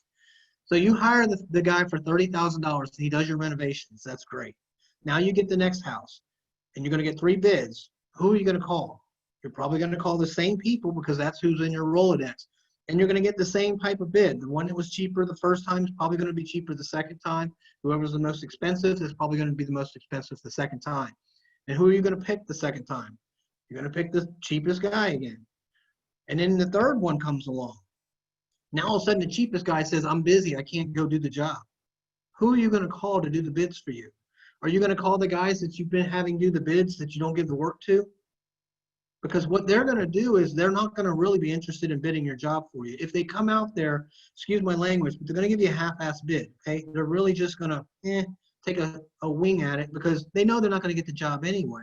And if you tell them, oh, no, the guy I used before is busy, they're not going to believe you, okay? So what you're doing whenever you get 3 bids, you have to understand this. You are burning a bridge every time you get people to bid something that you don't hire, okay? It's a small bridge, but that bridge gets bigger and bigger each time you have them come out there. So what might be a good thing to do is hire the cheapest guy, but maybe the second or third time you hire the middle guy, okay? And then what you might find out is, wow, I spent $35,000 the second time, but I didn't get $10,000 in change orders like I did on the first guy. He finished the job in half the time, and I actually made more money, okay? You might find that paying a little bit more, you get a better quality of company, person, contractor, okay? And the other good thing is, what if your business starts to really pick up? What if you got 3, 4, 5 houses you're renovating at the same time? Well, you can't just have one contractor. You're going to have multiple ones. So you want to build this Rolodex or this portfolio of people that you can use as your business grows. But if you keep burning those bridges as your business gets bigger, who are you going to lean on for contractor number 2 and contractor number 3 when you've had all these guys all around town bidding jobs for you that they never get? My personal rule of thumb is it used to be if I bid 3 jobs for you, I would never come out and bid another job for you. And I wouldn't be mad at you. I just would tell you the odds are if I didn't get the first 3, I'm probably not going to get the 4th one. Now I don't look at the 3rd one because I've never gotten somebody to give me the 3rd one. If I didn't get the first 2, I never got the 3rd one. So for me, if I bid 2 jobs for you and I don't get it, I'm not going to bid anymore. And I'm not mad about it. Like I said, it is what it is. I'm not the cheapest guy in town, and I'll tell everybody as soon as I meet them, if you're looking for the cheapest price, we can go ahead and stop right here. I'm not that guy. Okay, my quality's too good, my people are too good, my reputation's too good. I can't be the cheapest guy. And if they tell me they're fine with it, and I'll give them the bid. But if I don't get the job, it's kind of like, I already told you I wasn't the cheapest guy, and you still hired the cheapest guy. So there's a game there when you're doing this. And I hope everybody kind of understands that from the contractor's point of view when you get these bids, that, you know, we look at it a little bit different. You look at it like I'm doing the right thing. We look at it like we just wasted our time. Okay, so just be careful with that when you do that. So, and a lot of people like myself, if I don't get a job, I'll kind of keep tabs on it. Okay, I'll keep tabs on who did it. I'll try to, you know, not research it and stuff, but I'll be curious to know how it went. Were there any problems? Did they get it done as fast as I thought I would get it done? Did they do it for the amount of money I thought I could do it for? I like to know where I stand with everybody else. You know, am I being competitive? Am I being way too high, way too low? So I'm interested in those things. Okay. Hey, Cameron, we have someone with their hand up, Mark Carr, I believe. He's also a contractor, by the way. I saw that. So, Mark? Oh, I don't know. What happened? Mark Carr, can you hear us? You can ask your question if you want to. No, that was raised since around 6:45. Oh, so sorry. That's okay. But I will Sorry say, about that. I just did my continuing education, and this class or this giving here, it should be a class for the continuing education for the for your contract. So this is really good stuff. So, but I just did mine a couple weeks ago myself. oh, lucky you. All right, that's No, it. fun. All right, thanks.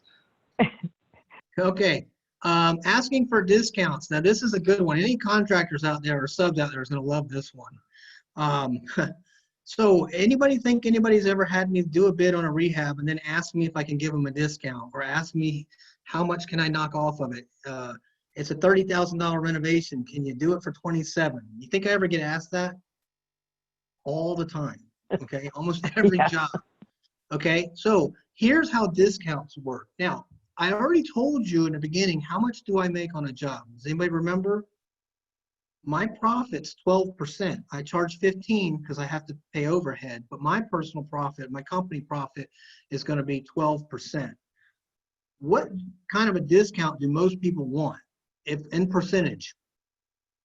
10, right? I mean, that's the average number. People want 10% discount on everything.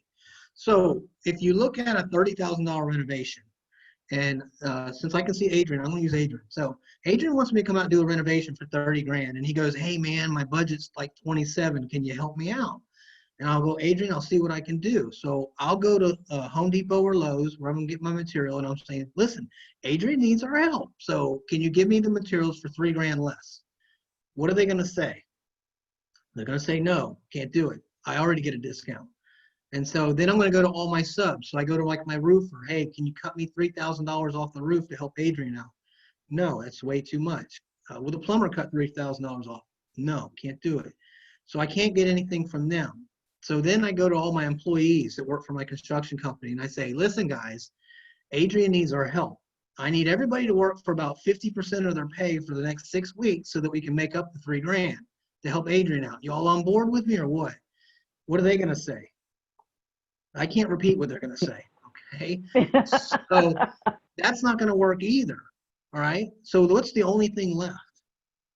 Only thing left is my pay. And my pay on a $30,000 job is the 15%, which is what? $4,500, right? That's how much I'm going to make. He wants $3,000 off. So now he's asking me to work for 1/3 pay.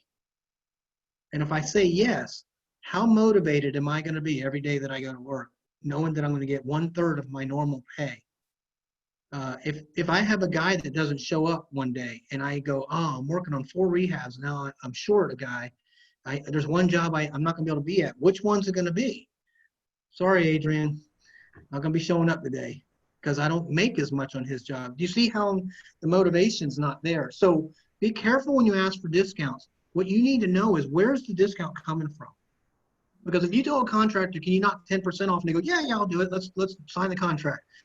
I don't want to sign anything. I want to know why you bid my job so high you can take 10% off of it. You kind of lost a little trust with me when somebody says, yes, I'll do that right off the bat.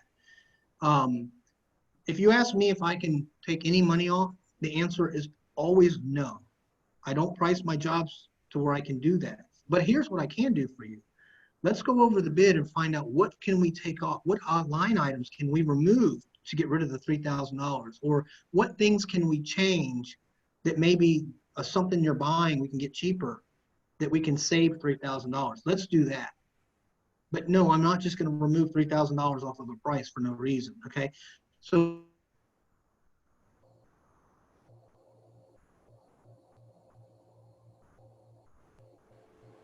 I think we froze. Yep. Does he know? Can he tell if he's frozen? I don't know if he knows. $27,000. Okay. Oh, Oh, hang on, Cameron. You froze for a second there. We lost some of your information. Go frozen on mine. Not moving on one. Yep. Okay, hang on. Let's give him a chance to get back going again. I don't know if you can hear us, Cameron. That was Adrian getting mad for not getting that discount. Yep, I muted him. It looks like he's gone. Wait a minute, Cameron, can you hear us? Maybe he's logging out and logging back in. I just sent him a text too, but well, he's here. Okay, hang on, everybody. Man, this is great information, right, everybody? Holy cow, this is good Fantastic. stuff. Thank you, everybody. Okay. Yeah. So good. So Good stuff. Sometimes you can go to the contractor and say, okay, this is my budget. Can you do it for that? I find I get a better price if I do that than if I ask the contractor how much it is. Yeah, exactly. Yeah, because like you said, and it makes a valid point. You know, these are people's livelihood. You don't want to take their bread and butter from their mouth. I wouldn't want to do that. But you don't have to get that Italian marble top. You know, you could go a little bit. You could go IKEA. I mean, I know I'm being facetious, but I mean, yeah. Yeah. Using again? No, he's trying to get back in. I've seen him try a couple of times. So hang on, everybody. We'll get there. He's working on it. He just texted me back saying that. I see him on the small screen here, but I don't hear him yet. So let's see. Am I There back? you go, I think. Yes, you're back. Oh, there you go. He's back. Yay. Yay! I had all these blank stares while I was talking. I didn't know what was going on. I was like, I guess whatever I'm saying is not that important. It was Adrian. He got mad at you. Yeah, give him my discount. So what was the last thing you heard? Oh, gosh. Let's see. What was the last thing? I went into shock when we lost you, so I don't know if I remember. Adrian? That you're less motivated because which job are you going to pick? That's the last I heard. Right. You're talking about You using talked the line about your items. percentage. I was on discounts though, right? Yeah, Yeah. you were gonna find a cheaper tile to help me save the money instead of. Okay, yeah. Yeah, So addressing you the need a line discount. items instead of his labor. Dory So made a comment too that I think you should hear. Dory, will you make it again so Cameron can comment on it? Mhm. What's that? Sue, did you ask me to make that point again? Yes, ma'am. Okay. If you've done this enough times, you get a pretty good idea what things cost. And I find I get the best price if I give them my budget and ask them if they can do it for that, than if I ask them for their price. And if they can't do it, they'll tell me and I say why, and then we negotiate. But Oh, you would be my favorite customer if you would do that. I work out the There's ahead of time. There's Yeah. nothing better than to have a customer say, I need it done for 30 grand, or I need it done for this. It just takes so much of the legwork out, because I know in my head as soon as I walk in a house about what it's going to be, but I can't just tell somebody this is a $35,000 renovation. I have to put it all on paper, break it down, and go through the hours of putting this bid together to prove that it's going to be that number. But when you've done it enough times, you already know. And I've done that before where I've said, you know, on a really big job, especially on newbies, I'll say, how much do you think this rehab's going to be? Just give me a ballpark. And they'll go 25 grand. I'll say, this is a $70,000 renovation. It's not even close.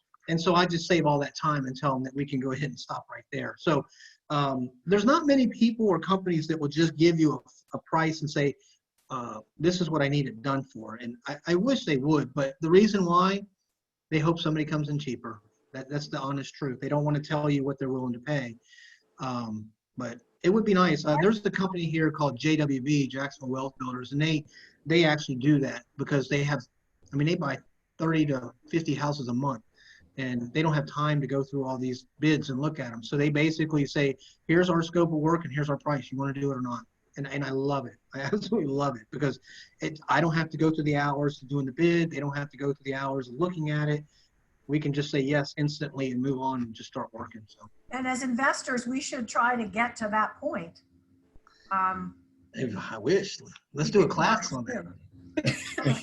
And I just want to thank you personally. This information is so good. I don't even want to say how much money I've paid to get this information from other places. Thanks. I appreciate that. Great comprehensive job. Thank you. Thank you. All right. So I think where we're at, Adrian, basically it comes down to if you need a discount, let's just figure out how we can alter the scope of work to get the $3,000 off. Okay.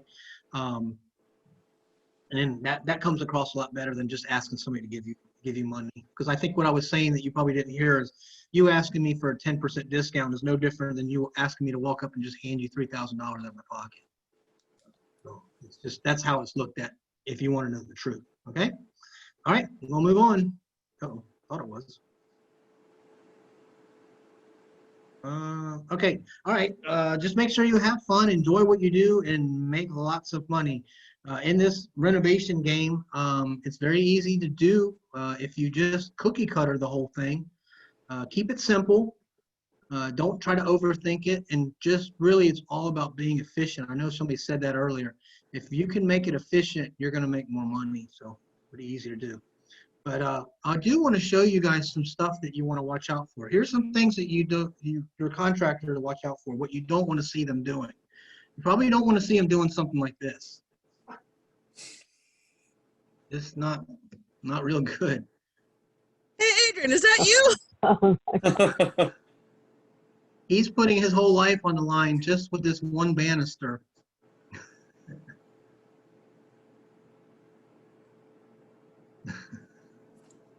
I'm not sure what he's looking for, but I hope wow. he finds it. Hold his breath. This is great.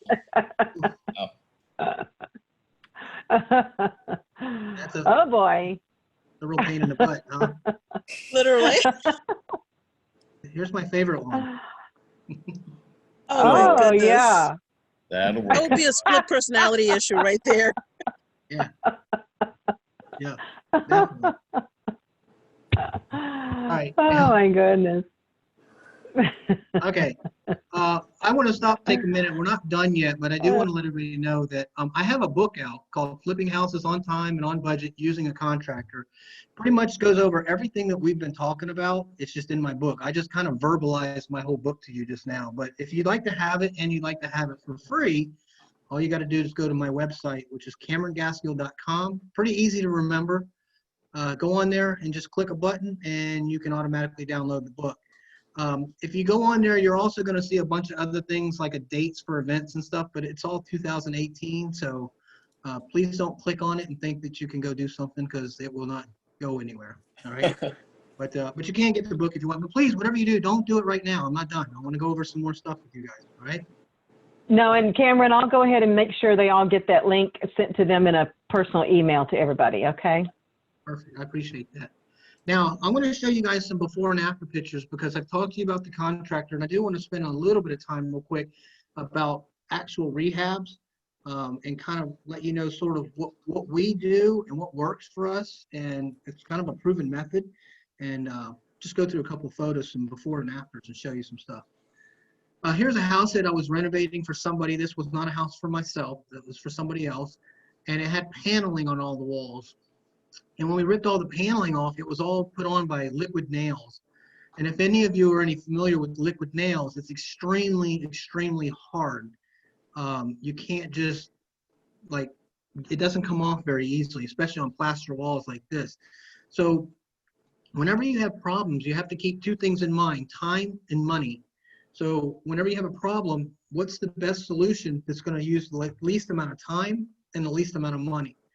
So on this one, what we decided to do is put a heavy knockdown on the walls to basically camouflage all of the liquid nails. We had people tell us that we should take the plaster off the walls, we should try to glue sheetrock to a bumpy wall, all kinds of stuff, scrape the liquid nails off.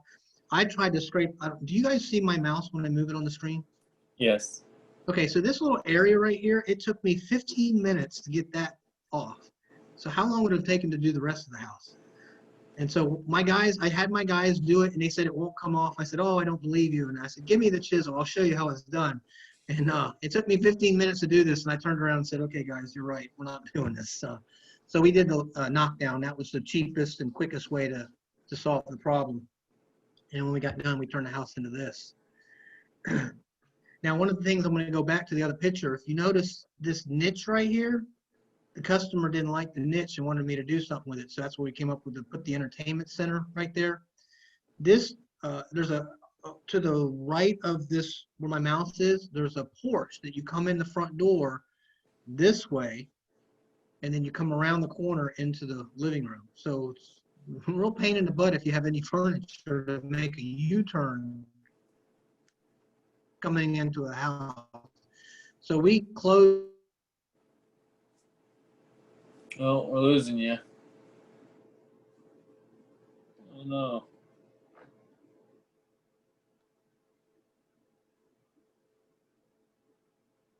Is it just me that's losing him?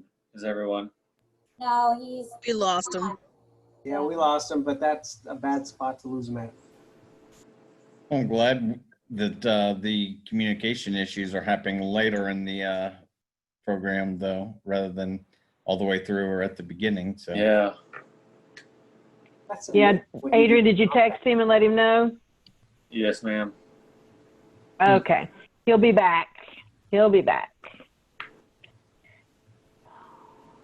There he goes. I think he's trying to come back in now. I've tried to do knockdown, so what he's done with knockdown is amazing.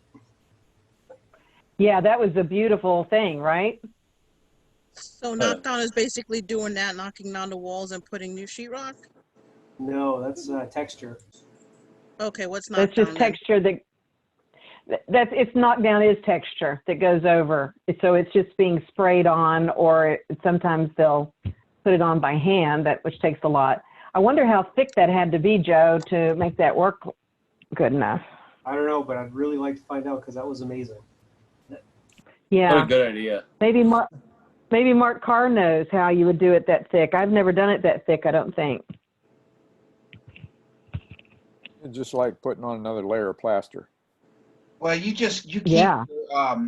your mud pretty thick when you spray it on there. You use low pressure with a large orifice and just big old globs on the wall. And then what you do is you take a blade and you knock it down, or you lay it over, and it is like putting another layer of plaster on there. So that's also why they see that a lot more in newer houses, because the the way you used to do your sheetrock before, we had a real light bit of orange peel on there. You had to have a pretty good sheetrock guy.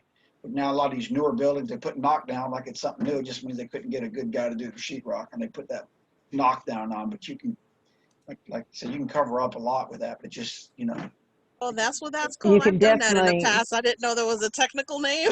Yeah, I don't know if you call it technical, but that's what we call it. So good to know. Yeah. And Mark is one of our corporate sponsors. You can cover a lot of sins with that, but I'll tell you. So, Mark, you use low pressure? Because I'm fighting right now trying to match a texture. Yeah, you have to adjust the pressure and adjust the mixture. When we start a house, one guy's job, his only job is to mix our mud, because it's got to be consistent all the way through. I just hate that you start a house, and by the end of the house, the mud's thinner or the pressure's up, and you don't have the same compost. But you use a larger orifice, and you lower pressure, and it shoots bigger globs. You can put your But I'm using the largest orifice I can on my hopper. Yeah. What pressure are you shooting? About 15 pounds. Oh, well, then I'm way off base, because I was at 70 pounds. Yeah, 70 pounds for orange peel if you're bigger orifice. But you just change orifice. Maybe you should get another hopper that's got like a 1/2-inch orifice, which is, I I hope you never have to work on a wall that's that bad, but that's what this looks like. Yeah, that's a bad wall. That's pretty impressive. Yeah. And hey, that's Okay, do we? Ooh, that's the place. I think we have Cameron. I think we have Cameron back now. I logged off and logged back on, so we'll see if that works. Sorry about that. You're fine. There you go. Okay. All right. Yeah, am I back on? Yep. You're good. All right. Beautiful. Wow. Okay, so this was our finished product. We put can lights in. We put a fan in. Hardwood floors were already there underneath the carpet. We put a texture on the walls, built a entertainment center, and voila, that's pretty much it. Not that big of a deal.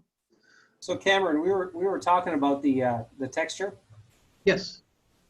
And that was the big debate before. How did you shoot that? I mean, that's incredible that you covered that kind of heavy. It was actually, we actually call that a double knockdown because it had to be done more than once in order to build it out enough to hide basically, a ½ inch of thick liquid nails that were on the walls. It was very thick. So yeah, we shot it. It was really, really thick. And impressive. The sheetrock, I didn't do it. The sheetrock guy did it, but we just told him, look, put it on thick enough that it hides all this stuff, and he did a phenomenal job. Impressive. Okay, now this is a bathroom that's a rental property. The before picture, obviously, and if you notice, it's got wallpaper on the walls. It's got an old vanity, a very old medicine cabinet, a pretty ugly toilet, and this blue tile and stick tile on the floor here. So you have to kind of think, what would you do if this was your house or your flip or your rental property in order to be efficient and not spend too much money, not spend too much time? We turned it into this. Okay. Now what we did was we put vinyl plank flooring down. We pulled the stick tile up, put vinyl plank flooring. I always put a new toilet in almost every house, every bathroom. These walls, we did not remove the wallpaper. We painted over the wallpaper, but we used sheetrock mud wherever the seams were. We mud the seams. And then here's a little trick. If the wallpaper comes off real easily, take it all off. If it's not coming off easily, leave it on, mud the seams, and then do your paint, your priming. And if your priming causes any of that paper to bubble up, take a little knife, cut the bubble out, put some sheetrock mud on it, and then you'll be ready for the regular paint to go on. And you'll never know that there was wallpaper on the walls.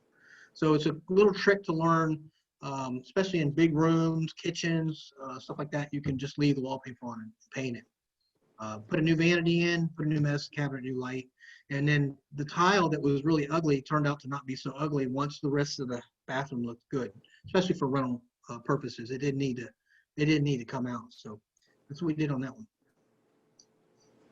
Now, everything that I do, I use the word cookie cutter a lot because I put in the same thing over and over and over and over. I don't care how expensive or non-expensive the house is. I use the exact same thing, same color, same tile, same cabinet, same light. It makes it very efficient, very easy. It prevents mistakes when everybody knows exactly what you're doing versus some investors, and I was one of them when I first started, who want to design everything out. They want to go to Lowe's and pick out the tile for that bathroom and pick out the tile for the other bathroom and pick out the tile for the kitchen. Let's look at faucets and lights and what dome, what globe, and what. It really doesn't matter, to be honest with you. You need to make a canvas for the buyer and not try to design the house for the buyer, because the buyer, I hate to say it, folks, probably isn't going to like what you like anyway. Because when I used to flip houses in the beginning, I painted the bathrooms like a light blue, and I used the sage greens, and I did all this stuff. And then these people would buy my house, and the first thing they did before they moved in was paint it. So I was stuck with all these gallons of paint of all these different colors in my garage, and my garage looked like a Sherwin-Williams. And that's when I decided I needed to get more efficient. And we changed it to just one color, same color in the entire house. It used to be Navajo white, and now it's agreeable gray, because obviously everybody likes the grays now. These pictures I'm going to show you are when I was doing everything in the neutral and the beige colors, and then I'm going to show you what we do now with the grays and the whites. But this house, we turned into this. We got rid of the drop ceiling. We got rid of the half wall. We changed all the cabinets out for the brown. We put the granite in. We have a pull-out faucet here. It's the same one we always use. We use the same pendant lights everywhere. We use the same appliances everywhere. We used to use the same tile. Now we use a gray tile. And we do this on every kitchen over and over and over and over until we change it to the gray and white. And to be honest with you, the cabinets are exactly the same. It's just they're white, not brown, but they look exactly like this. Here's another one. And if you look right here, see this sign? It says Hubzu. I bought this on an auction website. Okay, just one of the ways you can find houses. And we won the bid and we bought this house. And that kitchen turned into that kitchen.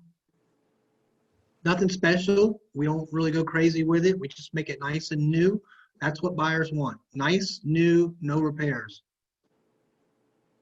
This was back in 2014, it says in the bottom corner right here. Hey, Cameron, on that painting over the wallpaper you were talking about, should you use oil-based primer and then paint over the wallpaper? No, you don't need to on paper unless it's super slick. If it's got like a real slick feeling, like a glassy feeling, you would want to use an oil-based primer on it. But most of the time, the paper is pretty porous, so you don't need to do that. Okay, thank you. Okay, so here's our gray and white bath kitchen, and this is the thing that everybody wants. So we got the gray tile, we got the white shaker cabinets, we got the stainless steel appliance, we still got the same pull-out. We have a different pendant light because the one we wanted wasn't available, and we got this backsplash going on. And over the last 2 years, we've scaled back a little bit because the market is so hot right now. You don't have to do all this stuff. I do stuff for investors where they put under cabinet lighting, soft closed drawers. I've never done that in any house, and I'm selling my stuff in 2, 3 to 4 days, 2 weeks tops. If I go 2 weeks, I feel like I did something wrong. But I don't do any of that perky stuff that it's not necessary. Nobody's going to say I'm not going to buy the house because it doesn't have soft closed drawers or it doesn't have under cabinet lighting. So don't go too far. Don't over design the house. You're just spending money. You're just really throwing it away. You don't have to do all that. This is the same kitchen on the opposite side. And this is a different kitchen, but it's the same materials. This particular one, because of the customer, wanted the under cabinet lighting. I don't understand why, but that's what they wanted. But they did tell me to do everything else the way we normally do our stuff. So same kitchen light, you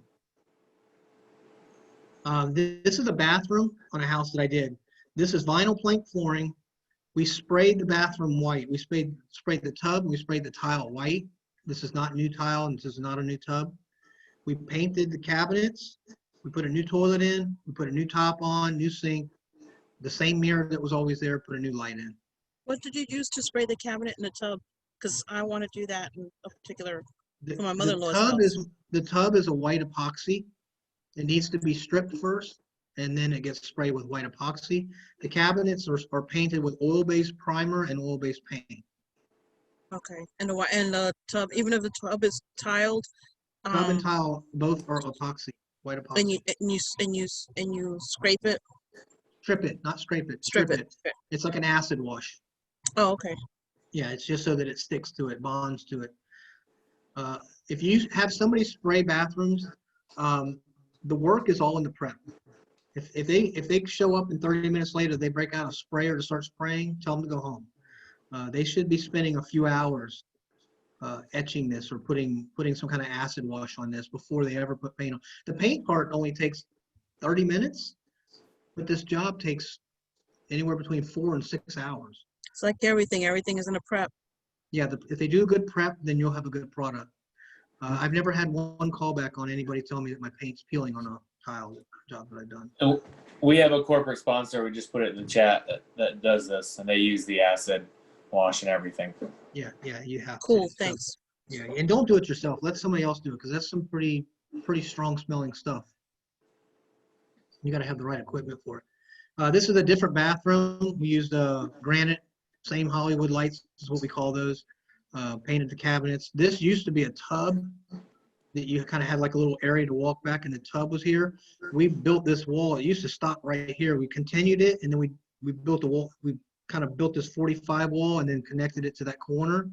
And then you can't see it, but there's a shower head on this wall and a shower head on this wall. And there's a niche and a niche, and there's a bench in there. You can put probably 4 or 5 people in this shower.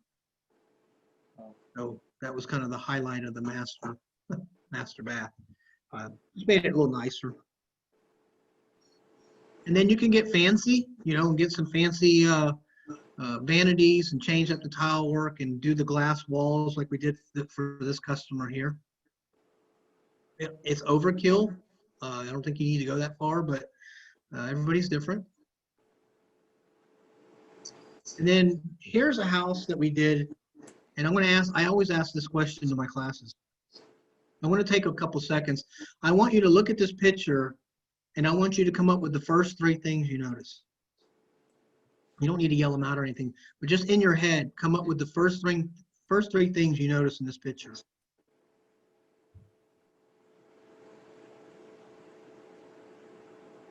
Now, in a normal class setting, I'll ask people to tell me, you know, what was the first thing you looked at? And I get people say, this thing right here, the ugly bar stools, these pine cone looking things, the tree.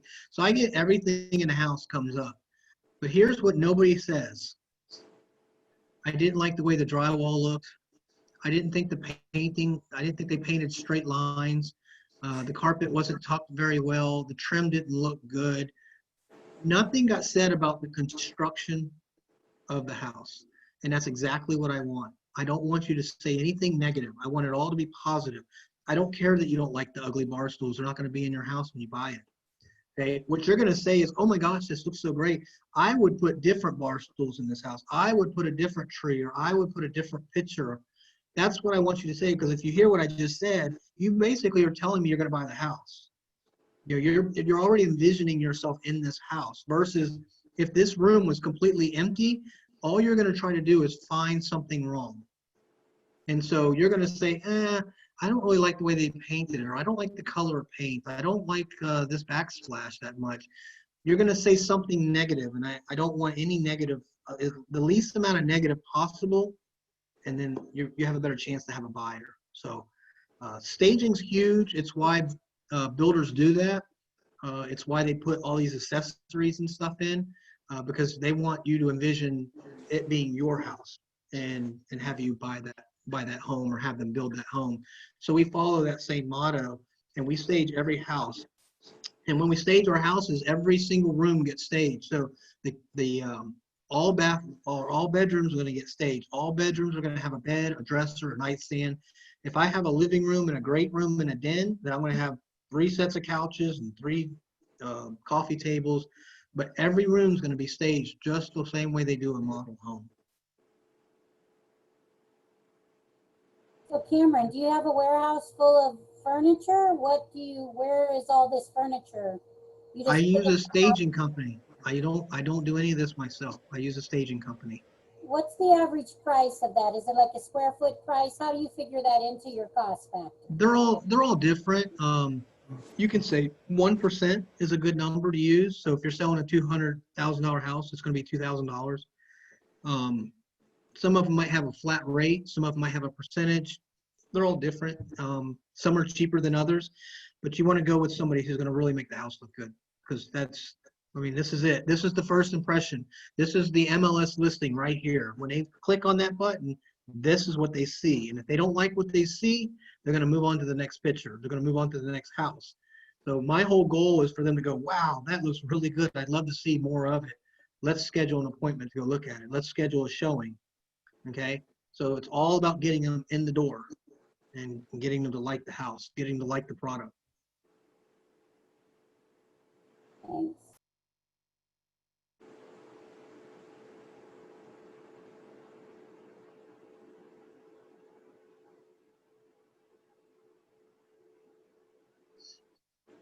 And on this house right here, this was a 2-story house built in 2006.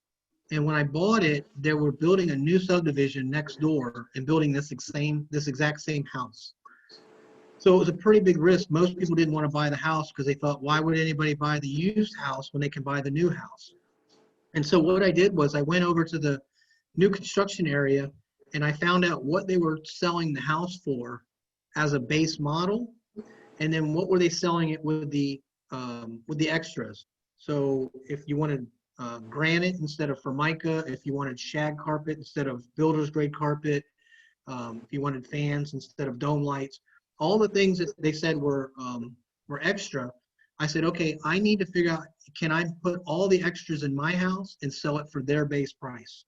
And that's exactly what I did here.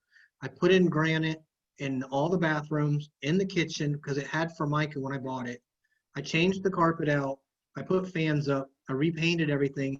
It had some stucco cracks on the outside. I fixed all that. I put about $22,000 into this house, and I sold it for their base price across the street, and it sold in, I think, a week and a half. That's the same kitchen. It's a monster kitchen, and it had the granite, or it had the Formica that had the 45 edge. It was very nice, and it had the 45 edge detailed all the way around it. And I hated to rip out such a nice product, but people want that upgrade. They wanted that Formica. I mean, they wanted that granite. So I think the upgrades is what sold it. All right, so now here's the thing. You guys need to be sure that you're always prepared. You want to make sure to have lead sheets.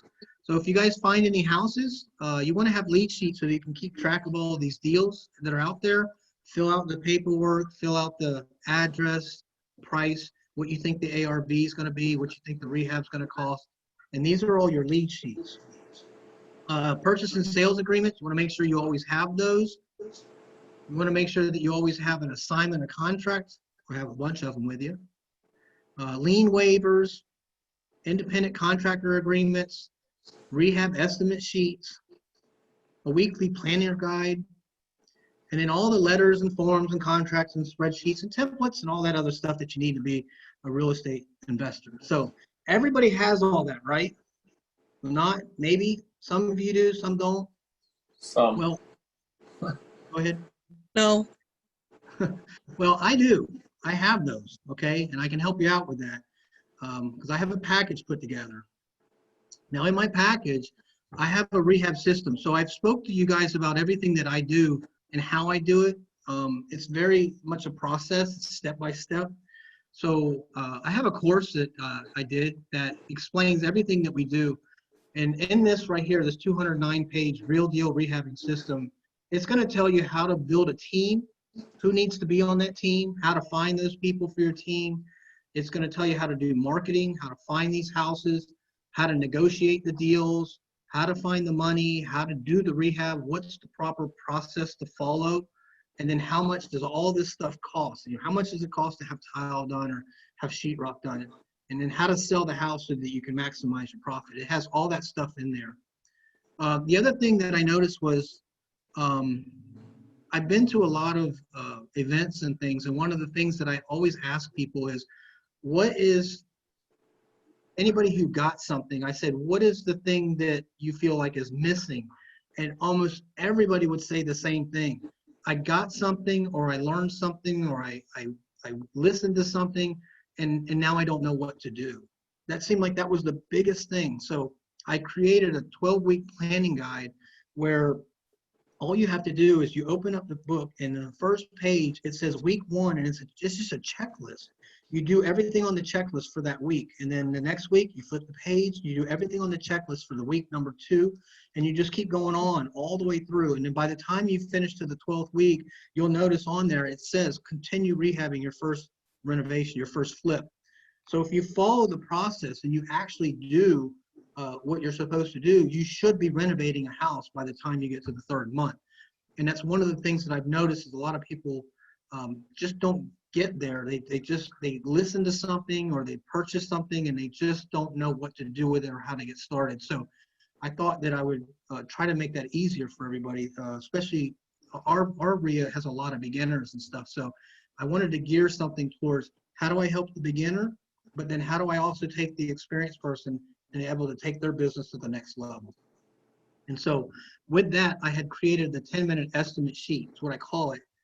Anytime I ever go look at a house, and now I have my wife do it for me, but we can walk through a house in about 10 minutes and just take this one piece of paper and we fill in the blanks, and then it tells us what the rehab's going to be.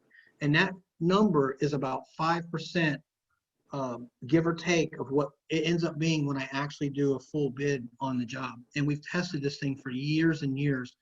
And we prove it whenever we do these boot camps and stuff like that. I can't do them now with all the COVID, but we test these things out constantly. And this sheet is like my most popular sheet. It's what I use for my own personal business. If you called me and told me to come look at a wholesale deal, I'm bringing this one piece of paper with me, and in 10 minutes, I'm going to come out of the house and tell you exactly what I can offer on it.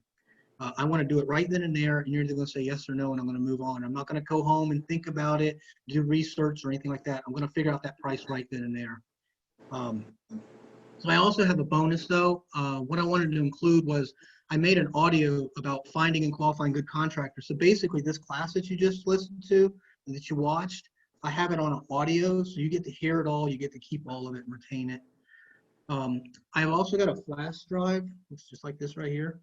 Got a flash drive with 2 videos that I made. Each one is 45 minutes long in the rehabs that I did, where I recorded the beginning, the middle, and the end of the rehab. We talk about what we want to do to the house. We talk about problems that came up and how do we handle those. What did that do to affect the price? And then what was the end result when we finished the renovation?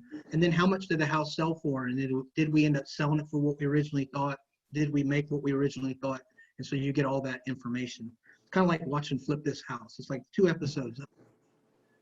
I also have another flash drive. This one looks very similar. And it's got 43 templates, contracts, letters, and spreadsheets. Basically, it's got my entire construction company, and it's got my entire real estate investing company. Anything that I use, I put it on there. So the spreadsheets for Home Depot and Lowe's, that's in there, so you don't ever have to go there anymore. And here's the cool thing. You can take that spreadsheet, because I'm going to give you the Excel, not just a PDF. I'll give you the Excel file. You can take that template to your local Lowe's or local Home Depot and say, can you go through this and update it? Because maybe they don't sell some of the products that they sell here in Jacksonville. So they'll update that and they'll tell you, well, we don't have that, but we have something similar, and here's the SKU and here's the price. Because my templates have all that, has a description, SKU number, and price on there. So makes it very easy for me to just go down the list and say, I want 50 of these tiles and 2 bags of that grout and 3 of these lights, and this is the paint, and this is the grout, and this is the caulk, and this is the 2x4s. I mean, it literally has anything I would ever buy in that store. It took me months to make that both those spreadsheets. So it'll save you a lot of time. The contracts that we use, whether it's the independent contractor agreement or it's anything for subcontractors, we have all that stuff in there. All the letters that we use for direct mail marketing and any kind of marketing that we do for attorneys, landlords, out-of-state business owners, out-of-state anything, any kind of house you want, we have a letter for it. And then all the spreadsheets that we use in our business, it's all, I basically just took every file and just put it in there.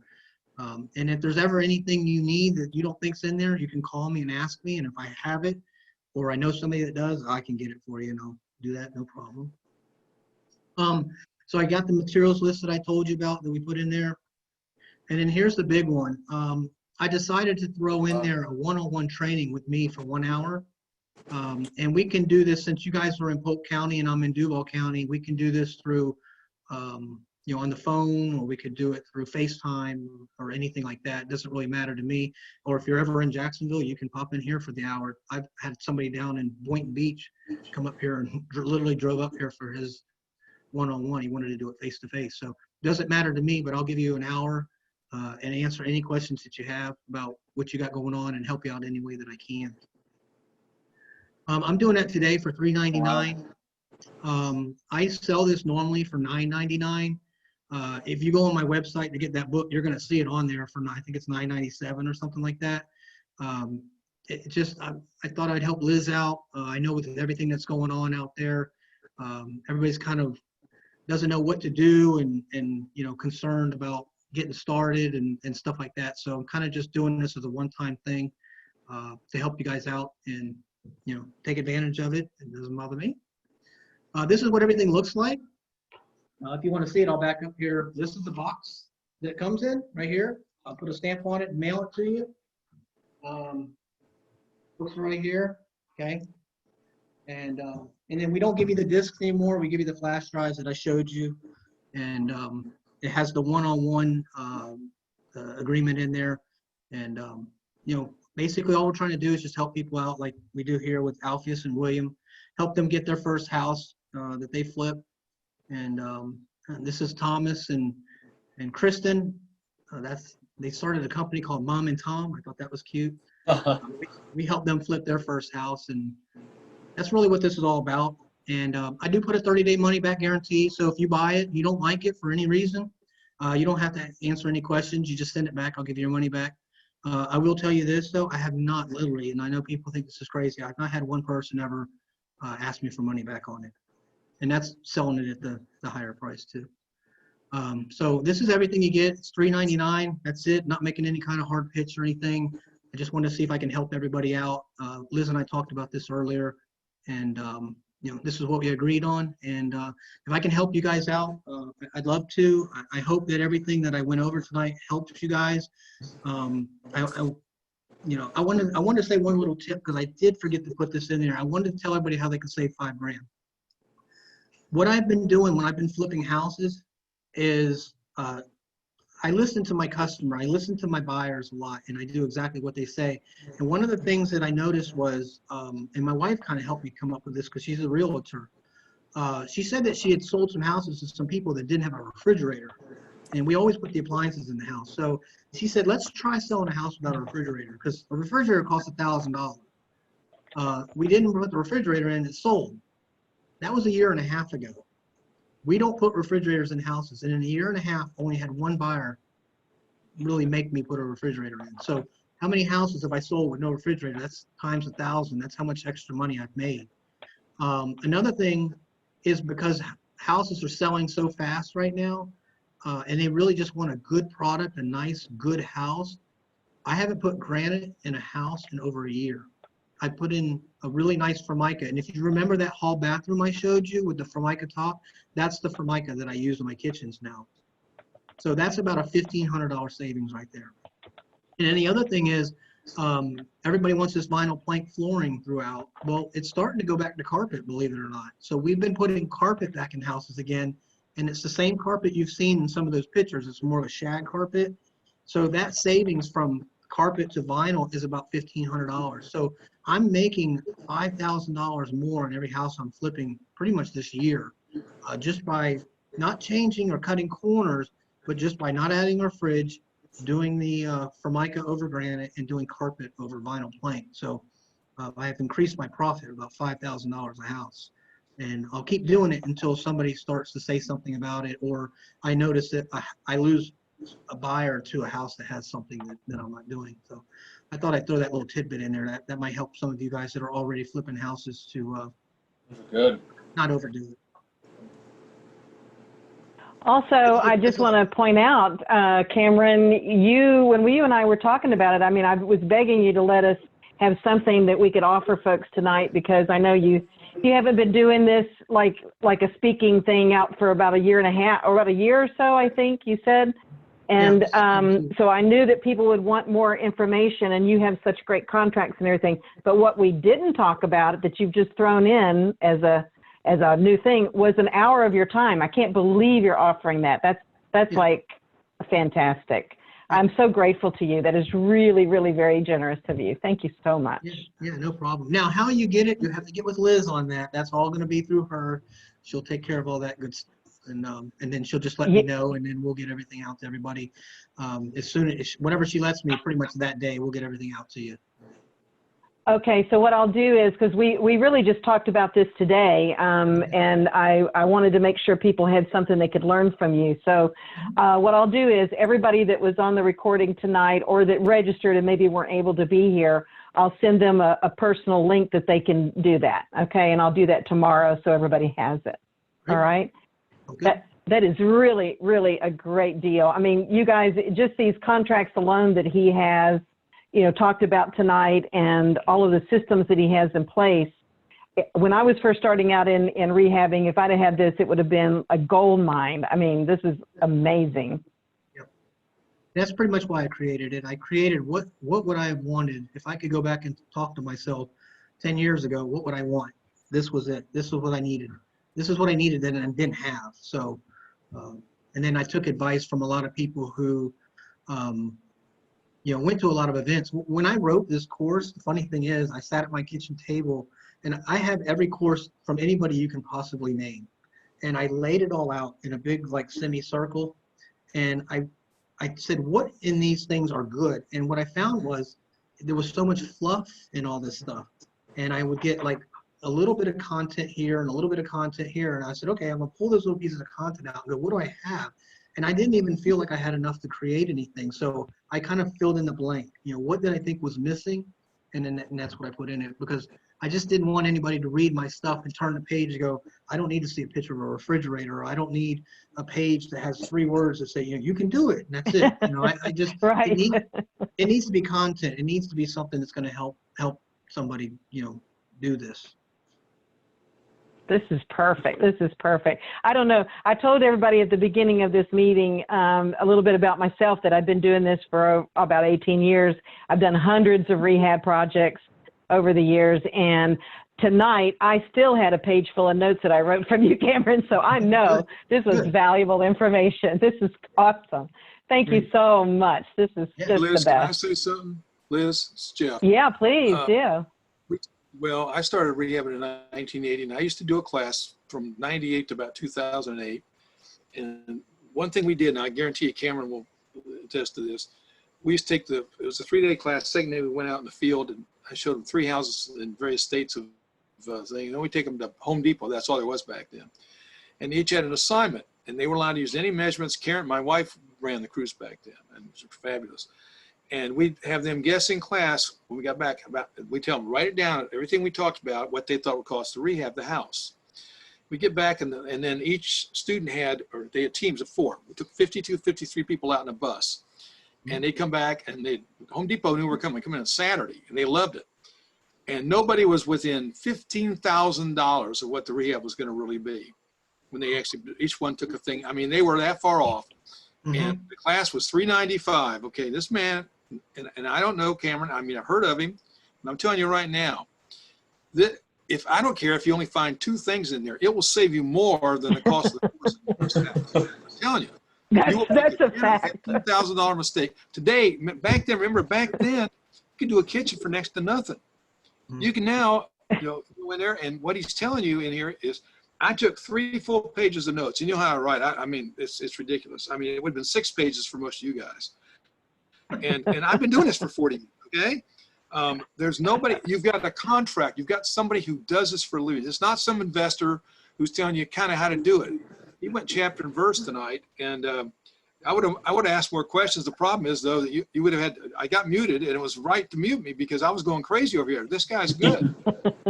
so I'm going to bring you to any event that I'm going to do, Jeff. You're going to be my cheerleader from now on.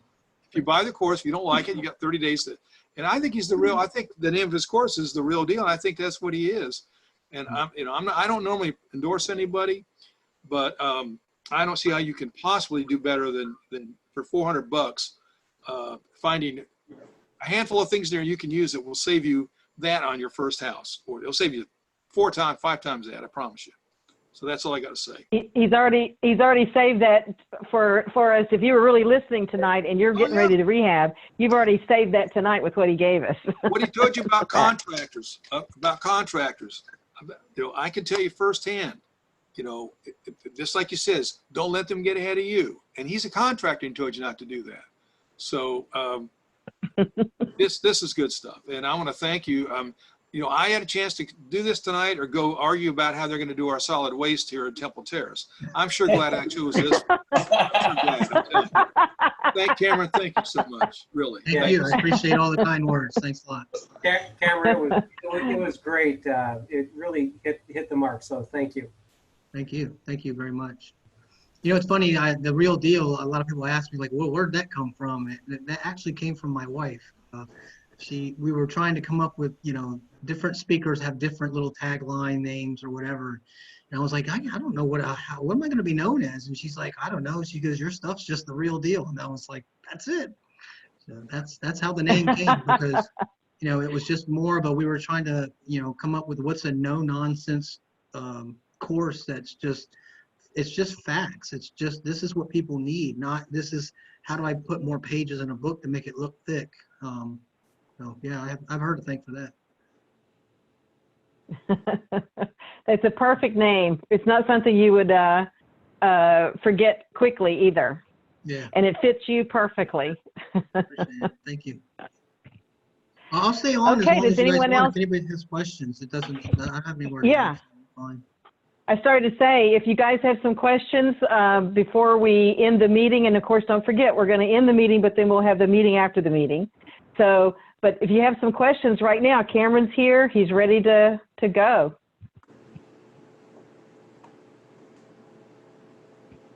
I think one of the questions I wanted to, oh, sorry, who's speaking? Chris. Hey, Chris. Chris. Hey, how you doing? Hello? Good. Yes, can you hear me? Yes. You have a general rule of thumb on what you need to buy a house for, and half the ARV or 60%, 70%. Do you have a general rule of thumb? Yeah, actually I do.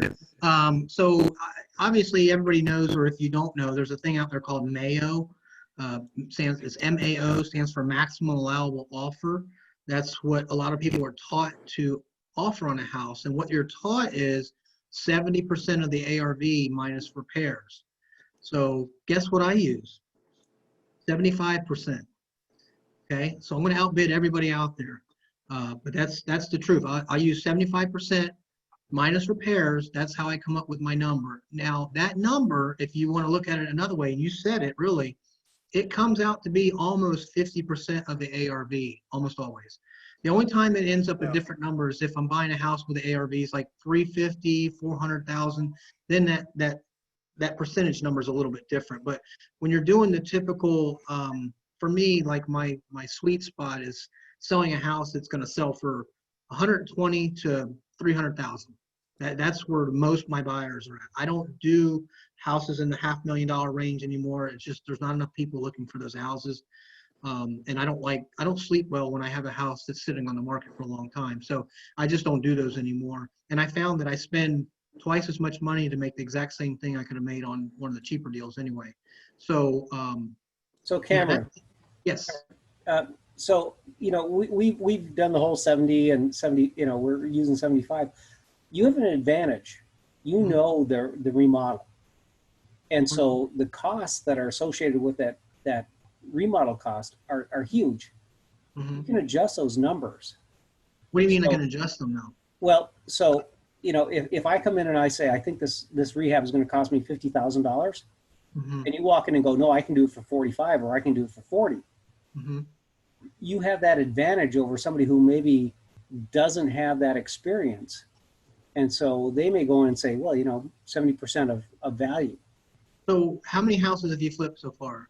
Well, probably technically 5. Okay.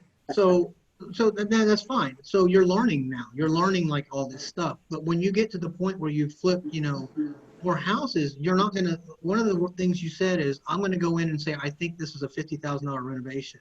I don't go in and say that. I said, this is what the renovation is going to be. And you'll get to that point. And every investor gets to that point. You'll walk into a house and you'll have whatever way you formulate your repairs, you'll know this is what my renovation is going to cost. Now, there's always surprises. I get that sometimes we didn't realize there was something wrong with the house. But for the most part, you'll get to the point where you know what the renovation is going to be. It's not going to be, I think it's going to be this. And then that's when you start getting better at this because you feel more confident. You start taking a little bit more risks. People ask me all the time, how much do you have to make on a flip? I don't have, the answer is something over 1. Okay. If it's a positive number, I'll flip it. Because people say, oh, if it doesn't make $20,000 then I'm not going to flip it. Great. Give it to me. I'll make 15 on it. I don't care. If it makes 10, I'll take it and I'll make 10. It doesn't matter to me. If I know that I can make money on it, why wouldn't I do it? Why would I pass up money that I could? I think that's my point is that, you're able to walk in and understand how to really make money on a deal, making sure your margins are there. But if you go in new, it's okay if you don't make quite as much as you expected. Yes. If you can do your first deal and make anything over 0, you did awesome. Okay? I mean, because it's scary. I can remember my first deal. I threw up the day before I bought my first deal. I was so nervous and scared. But I had missed out on probably 30 opportunities because every time a good deal came along, I was like, I'm going to go to lunch and think about it. I'm going to crunch the numbers and I'm going to sleep on it and I'm going to this, and then it was gone. I think that's the point. I had analysis paralysis big time, and I couldn't pull the trigger quick enough because I think honestly I didn't want it. I wanted somebody else to get it because I was afraid of failing. And you know, and it's really all this comes down to, it's confidence. You get more confident as you go. And exactly. It sounds like you're saying I'm taking more risk. It's not. You're just more confident in your decision. That's really what it is. You're just willing to say, okay, maybe I plan to make 20, but if I come out of it with 10, that's a win. Fine. That's fine. But here's the thing. What you're going to make $10,000 to learn. Look at it like that, because what you're going to learn is, why were you off by 10,000? What did you miss? Because whatever you miss, I guarantee you don't miss it again. If it was you underpriced your sheetrock, or you underpriced the roof or the kitchen, or whatever it was that you messed up on, you won't ever do it again. You'll learn. And so each time you flip a house, you learn something else and then you finally get to the point where you got it down pat. Yeah, I think that's really the point, was that, you know, the formulas vary. And in the competitive market, yeah, you're not going to make the 70 plus repairs. Yep. But you really have to go in, be willing to, you have to know what your costs are, but you have to take a chance. Yeah. Yeah. Now all that stuff that I told you about, if you don't know how much any of it costs, it's all in there. It'll tell you. You can figure it all out just through that. It tells you how much you should pay per sheet of sheetrock, or square foot of tile, or square foot of painting, and all that stuff. And then if you don't know how to price out, when you're walking through a house to decide if you want to buy it, you don't know how much the repipe's going to be or whatever. It's all in there. You just basically fill out the sheet. It'll tell you. And then if there's something that's maybe your area is priced a little different, then you tweak it. You just tweak whatever that is. So if you go, well, I have people like will ask me, well, I don't know how much it costs to do sheetrock. So if I walk into a renovation, I don't know what number to use. And I said, but if you had to guess, what would you say? And they said, I don't know. And I said, then put $1. And they go, well, it's going to cost more than that. I go, so you do know. You do have an idea. So what do you think it would be? And they go, well, I mean, it could be 1,000, it could be 3,000. I said, so we're getting closer. We're narrowing that number down. What do you think it should be? She said, well, I'll just go with 2,000. I said, perfect. Put $2,000 down. It's right in the middle. And then it turned out it was $2,500. So she was off by 500. She wasn't off by 2,500 by not putting it in there. Big deal. You made 2,500. You made $500 less than you thought. That's not a big deal. I mean, we're doing houses that we all think we're going to make about $20,000. That's kind of the typical profit from a flip. So if you go into it thinking you're going to make 20 and you miss a few things, like you just said, and you make 10, great. Because the next time you're going to figure that out and you're going to know how to make 20. You're going to learn from that. So, yep. Cameron, didn't you say your spreadsheet that you have in your system does it come in the system? It's like 5% here or there that you've perfected it? Yeah. Yeah, that's the 10-minute estimate sheet. Yes. Okay. All right. I thought so. So, because that's a weakness I have. It's funny. I think sitting on my desk, like, here's a 10-minute estimate sheet. If you can see it, like, that's what it looks like.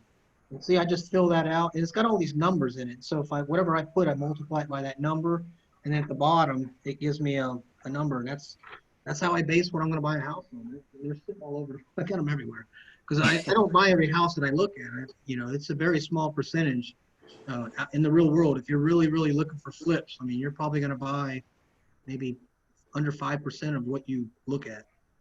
So you got to. It's a number. Cameron, let's address that, because I think that's really a big deal when you're first starting out. We talk about deals here all the time. Oftentimes what we don't emphasize, although I try to make people emphasize it, is how many did they say no to before they said yes? Because newbies sometimes think, oh, they just found this deal like on the street, like bam, bam, bam. So could you just address that? Like, what does that mean to you in your world? Yeah, so in the beginning, you'll go, gosh, I mean, I bid 3 houses and I haven't got one yet. And I'll be like, I bid 30 houses and haven't got one yet. And then all of a sudden I'll get three in a row. It's just a numbers game. You can't give up. You've got to keep putting those offers out there. And they may sound like ridiculous offers, but you just put them out anyway. And wholesalers, I'm sorry if there's any wholesalers out there right now, but don't trust them. Okay, you got to do your own due diligence. You've got to do your own numbers and make sure. And I even talked to a wholesaler once, and I said, I don't understand. Like, you put these houses out and say that the rehab's 20 grand when it's 30 or 35. And he said, you have to understand it's 35 for you, but there's somebody else out there who might be able to do it for 20. I don't know who that would be, but maybe he's right, because he does sell those houses. And, you know, everybody's got a different plan of how they're going to renovate a house, whether they keep it, flip it, you know. And so if you're going to do a rental, your renovation might cost less than if somebody's going to flip it, and that's why they're, you know, that's why they outbid you or something. So it's all different. Everybody's got their own way of doing it. But just like Liz said, you have got to put a lot of offers out, and you cannot get discouraged at all. And then if finally you get them, I mean, it'll just start happening. And here's another thing you have to really understand. If any of you out there are new, when you get this really great wholesale deal that this wholesaler sent you, and you think, oh, this is a slam dunk, everybody's seeing it. It's an email that you got, and the big boys out there and big girls, they saw it too, and they probably passed on it. So be careful when you get something that's as open as an email and you think you're the only one that thinks that's a good deal. You might want to just really check into that. I'm not saying you can't get a good deal that way. Most of the time, those good deals are because you reacted faster than everybody else. And when I say there you go. That's sage advice. That really is. Yeah, you have got to, I mean, I've literally gotten emails and I said, oh my gosh, I'm actually in that neighborhood, and drove there and said, can I look at it? And they're like, well, when do you want to meet? I'm like, I'm here. Just give me the lockbox, and then I'll make an offer. And they give it to me, and then they call me at the end of the day and go, I had like 10 people give me offers, and most of them were higher than yours. But it's just right place, right time. You got to be willing to move quick. You got to be willing to make a decision quick. And when you make that decision, you just got to stand by it. And even if you think, I hope I made the right decision, you can't think like that. You've already made the decision. Stick by it. Now let's get that rehab done and let's go make some money. You know, and just be confident in what you're doing. Hey, Cameron, a quick question that someone sent me was to ask you, do you do just single-family homes, or do you ever rehab any condos by any chance? I have rehab condos for other people. I haven't done it for myself. Just not my, it's not my sweet spot, I guess. You know, I have what works for me and I stick with it. For example, I don't like houses on busy roads. If the road has 2 yellow lines on it, that's a busy road.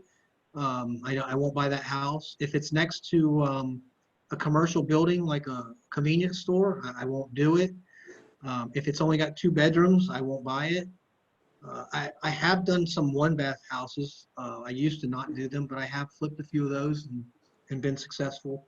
So I do have some parameters of houses that I won't buy. I haven't done condos. And I don't do multifamily anymore. And I don't do rental properties anymore for myself. That's interesting. Now, I've bought a lot of 2 bedrooms and 1-bathroom things and sold them, flipped them, and done everything. But I won't buy condos because I don't like the whole, what is it called? Those people that control everything there. Yes. HOAs. Yes. Yeah. Oh yeah, they're tough in condos, and so I'm scared of that. So when I'm scared of it, I just stay away from it. A lot of people like them, and they make a lot of money on them, but that was just never my jam. Sure. Yeah. Yeah, and that's the thing. And the more you do, you know, like Joseph said that he's done 5. I mean, the more that you do, then the more confident you're going to get, and you're going to find your own niche. The one thing you don't want to do is don't try to do everything in the beginning. Don't say, I'm going to go out there, I'm going to buy multifamily, I'm going to get some rental properties, I'm going to flip some houses, and you're like in your first year. That's going to be really hard to achieve all that, and you're going to get discouraged quickly. So you don't want to do that. Find something, stick with it. Usually people stick with wholesaling in the beginning, try to get some checks coming in, try to build some confidence, and then try to save some of that capital that you can use towards renovating homes. And then you get a couple flips, you get the bigger checks, and then when you get enough capital built up, which I tell people, try to have at least $10,000 in savings before you ever buy your first rental property. You need some backup. So Cameron, you know, we've done pretty well on the flips that we've done, and we've got a little bit of capital behind us. How do we convert that to make that shift like you did? We've done okay, but now how do we really maximize that? Okay, so when I was on House 5, I was still probably consider myself poor back when I was doing that, because I wasn't really making a whole lot, and everything I made I put right back into it. I was still having to borrow money to buy. I didn't have that kind of capital. I was using hard money lenders, and I was paying probably 3 points and 15% for my money. And then the more I did, as I became more of a seasoned investor, then I got them to drop that down to like 2 points and 10 or 12% interest. It's not a lot, but it's enough. It's a little bit, every little bit helps. And then as I built capital, then I would purchase the property with cash. And then if I got another deal while I was doing that, I would have to borrow. And so I did that for a while. And then I ended up with enough capital to buy 2 at a time. And then if I had a third, I would have to borrow. And I just kept doing that. What happened was every time I borrow money on a house, my lender was making probably roughly $6,000 to $8,000. So let's say $7,000 on average from me between points and interest on every deal I did. So if I flipped 10 houses this year and I paid my lender $7,000 on every house, I just paid him $70,000. I mean, that's an income. That's a nice income. So if I can somehow not give him that, how much bigger is my business going to get? So once I got to where the capital built enough that I could stop using lenders, my income started to not go on this, it started to do this curve, and it started to go really, really high, really fast. So how much were you making on those deals when your lenders were making $6,000 and $7,000? Well, I'm not borrowing money anymore, so all the money I would have spent. Back in the early days. Yeah. When you're borrowing money. Yeah. What were you making? How much were you taking in? Between 10 and 15. So you were good with 10 to 15. Mm-hmm. You were good with. And sometimes I'd make less if I had some mistakes that I didn't see coming. Sometimes we'd sell the house for more than we thought we'd sell it for. So it averaged out. Okay. Mm-hmm. So I think that's really kind of an important lesson, is that for a lot of folks that are new, me included, you don't have to make 40 grand on every deal. Mm-mm. No. There's people out there that say they won't do deals unless they make that kind of money. I don't know where they find those. I mean, they're out there, but they're literally diamonds in the rough. They're very hard to find. I guess we've been lucky. Yeah, they're tough. I mean, I just did one that I made, I think it was like 53 or 56 or something like that on it. But that one I got directly from the source. I had a lady across the street was a realtor, sold this house to her friend, and she had that house and another house, and she let her son and daughter-in-law live there, and one of them had passed away, and so the son moved out, and the house was not well kept, and so she just had this burden, and she didn't want to deal with it, and it was, she was very upset about it. So she asked her friend, "Can you sell the house? When you helped me buy it, can you now help me sell it?" And she went over there and said, "I can't list it. It's in too bad a shape. It's never going to sell." She said, "But there's this guy that lives across the street that he flips houses. Maybe he can come over here and give you an offer." And I went over and I looked at it, and I offered her 80. It had an ARV of 220. It needed about, I think it was 50 or 60,000 in work or something. I don't really remember, but I offered her 80, and she said that she was really hoping to get there. I was willing to pay 100. And she came back and said, "Will you do 90? And I said, "Yes, ma'am." And I bought it for 90. I put 60 into it and sold it for 220 or something like that. And I didn't borrow any money, so the only thing I had to pay was my realtor fees, and half of that went to my wife. So that was kind of nice. And so we made roughly 50,000 or somewhere around in there. The rehab might have been a little less than that, but yeah, we made like $50,000. That was a great deal. But had that deal went to a wholesaler who bought it for 90, they would have sold it to somebody else for like 120. Okay, they would have made 30 grand, and then the investor flipping it would have made 20. That's really what would have happened.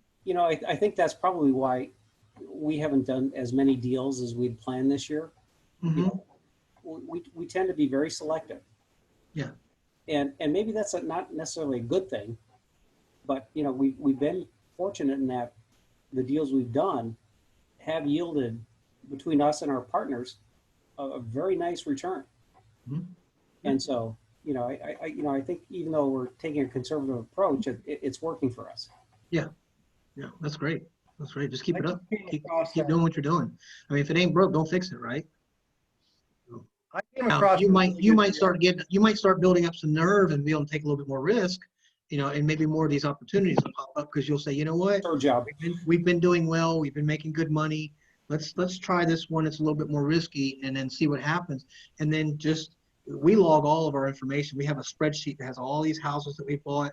What did we think we were going to sell them for? What did we actually sell them for? What's that difference? And we look at this stuff all the time and see how we're doing. And we've noticed we're selling almost every house for $10,000 to $20,000 more than what we said the ARV was in the very beginning. Yeah. So it's now making us say, well, shoot, if we buy a house and think it'll break even, let's buy it.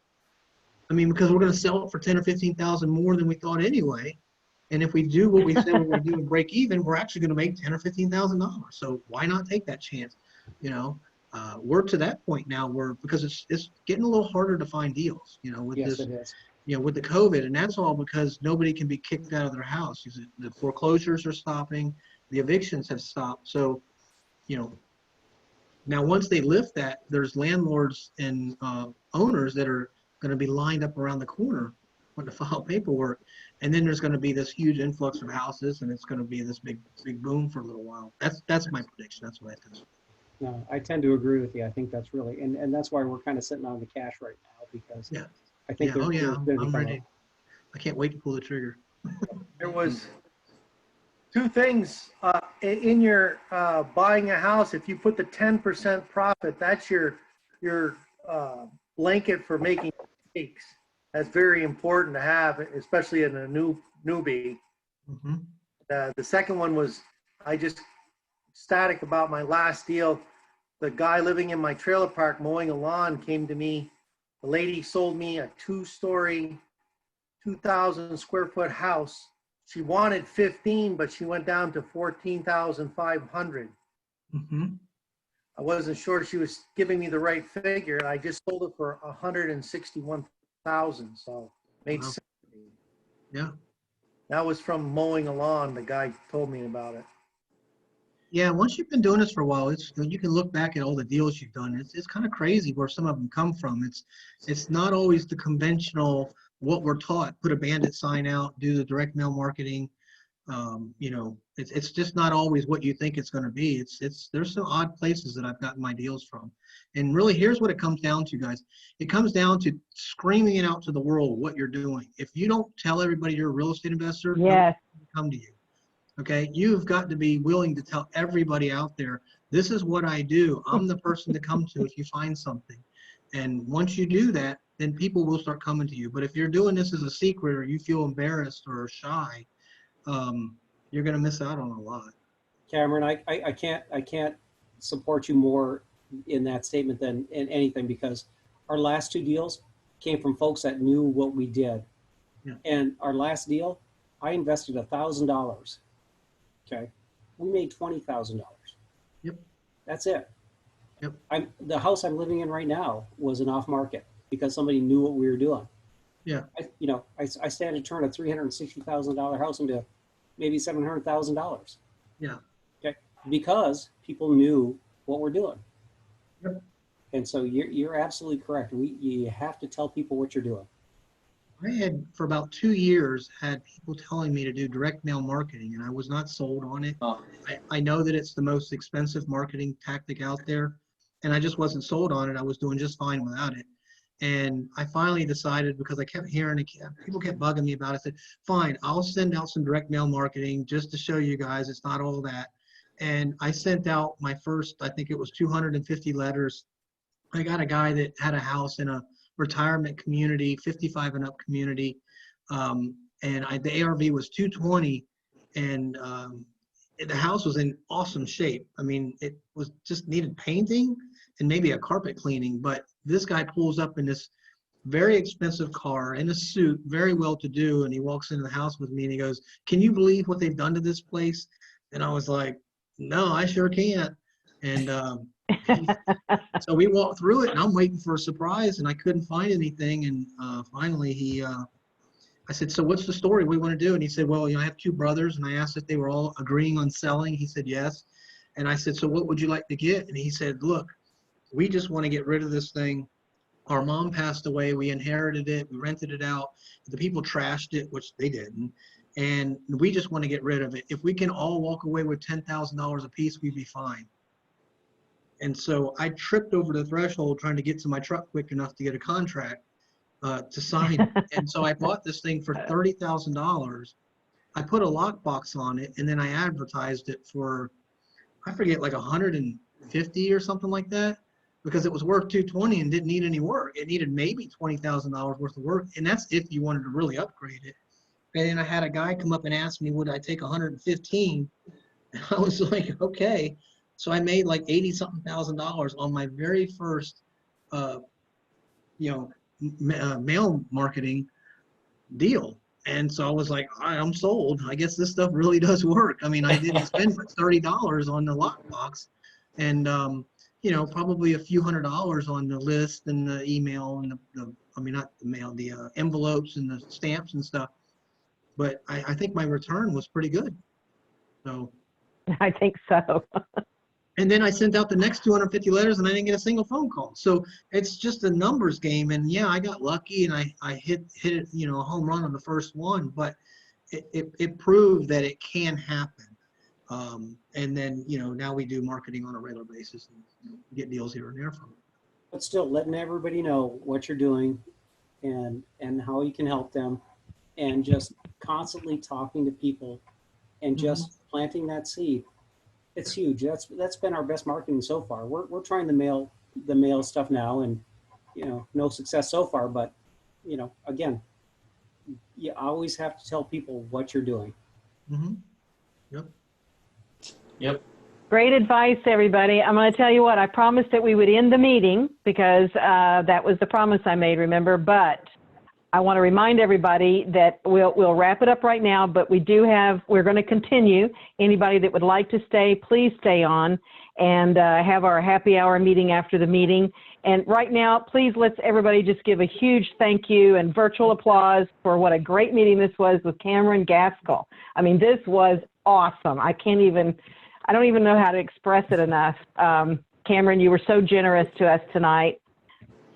Really appreciate it. Great stuff. I had a great time. I'm glad I got to do it. I hope I helped some people out, and hope I get to see you guys soon sometime. Absolutely. And stay on, everybody that would like to, because Cameron, you will stay with us for a little while and maybe answer a few more questions? Yeah, definitely. Oh, awesome. Okay. So we've got him trapped for just a little bit longer, guys. So don't leave. Don't you dare leave. Right now, I just want to thank you all again so much for choosing to spend your time with us. And in the true spirit of PCREIA's motto of investors helping investors, I know that tonight we proved to you that that's what we are all about. Cameron really defined that for me as far as I'm concerned, investors helping investors. So go out there, please seek out others to support, go out and make a difference in someone's life. Be safe and God bless. Good night to everyone that's leaving now. And for the others, please stay on and we will start our happy hour meeting after the meeting. Okay, all right. I had to do that officially. Oh, let me stop recording now. Okay, so goodbye, YouTube. So here's how I figured out. I'm worth $1,000 an hour. Okay, I'm not worth anything less than that. So how do I make $1,000 an hour? I can tell you it's not going to be by painting walls. Okay, so what happens is if you look at an average flip makes about $20,000. Okay. So when you buy a house, you go out and you look at it initially. You spend maybe an hour looking at it and trying to make a decision if you want to buy it. And then when you decide you're going to buy it, you got to go get your financing all figured out, whether it's a lender or going to the bank. So let's just say there's another hour, and then now you've got it locked in, and so you need to go make a scope of work. So that might take you 2 hours. You go meet a contractor and you go over everything with them and sign a contract. That might be a couple hours. And then now all you're doing is just checking on them, more in the beginning, less in the middle, a lot less at the end. And so overall, you've got 10 hours into that overall. When it's done, you give it to a realtor. You stage the house, you give it to a realtor, and then you're waiting for it to close, and then you go to closing and collect a check. So if you take the time that you spent on the deal, you've probably spent about 20 hours on this deal, and you made $20,000. So for every hour I worked on that deal, I made $1,000 an hour. So why would I tell somebody I want to save $2,000 by painting the house myself? Because I get that a lot from investors who want to do something themselves to save money. How much could I pay somebody to paint houses? 15 bucks an hour, 20 bucks an hour? So why would I give myself a demotion? Why would I want to do something that I could pay somebody $10, $15, $20 an hour to do when I need to be out there looking for the next deal? That makes me $1,000 an hour. So Cameron, the only question I have there is, and here's where I get stuck. Totally admit it. Quality. Yep. You know, yeah, I can pay somebody 15, 20 bucks an hour to paint it, but it looks like shit and I'm going to have to go back and do it again. Okay, then pay him find a $25 an hour painter that's good. It's still less than $1,000 now. It's still less than your worth. I think that's the key. I think that's where I'm hung up is don't go for the low bid. Find somebody who does it well. Cheap work ain't good and good work ain't cheap. You remember that, okay? Like I said, I tell everybody all the time, I'm not the cheapest guy in town, but I'm not the most expensive guy by any stretch. I'm not an expensive company. I'm just not the cheapest guy. But you know, and then you have to build that into your bids, because you know, if you come in and you're nickel and diming yourself to death on the bid, and you buy too tight at the front end, you can't afford to do that. Yeah. Well, people get hung up on the first number. So you might say, well, you're 10% higher than my other guy, and that's my profit. Well, are you getting a lot of change orders from your other guy? Are you getting a lot of, extra stuff? Is it taking twice as long as you thought? If you're borrowing money, are you paying more payments on the money borrowed than you would if you got it done faster? Because a lot of times that difference that you think isn't really what it is. Because if I can do the job in half the time and you've borrowed money, I'm going to save you whatever that time frame is between me and the other guy on your payments that you're making on the property. So if he can do it in let's say 8 weeks and I can do it in 4 weeks, what's that 1 month of payments that I can save you? I get that. I think where I was headed is that too many people up front pay way too much for the property, so they can't afford to get the right kind of contract. You're 100% correct on that. Yep. Yeah, everybody's so desperate to get stuff, they pay too much, and then they have to figure out a way to save the penny. Yeah, I see that all the time. Yep. And I think that's what's slowing me down, is that I'm not willing to do that. I'm not willing to buy a property where I have to pay pennies to make crap. Yeah. So. But if you even keep that same philosophy and say, well, they're overpaying, and so is it that they can't afford somebody like a contractor, or is it they're just not willing to bring their profit down to a certain amount? Because you can always look at it like you can make up for it in quantity. Oh, trust me, if I could hire somebody like you to come in and manage multiple properties for me, I'd be increasing my buying. It's just, getting it so that there's enough profit margin so that I can bring in, the right people and make that happen. So, it's just the nature of the business right now. Yeah, exactly. Yeah. Yeah. And like I said, the more you do this, the easier this stuff will get, the more fine-tuned your numbers are going to get, the better connections with different people you're going to make. And it starts to work itself out a lot better. So in that vein,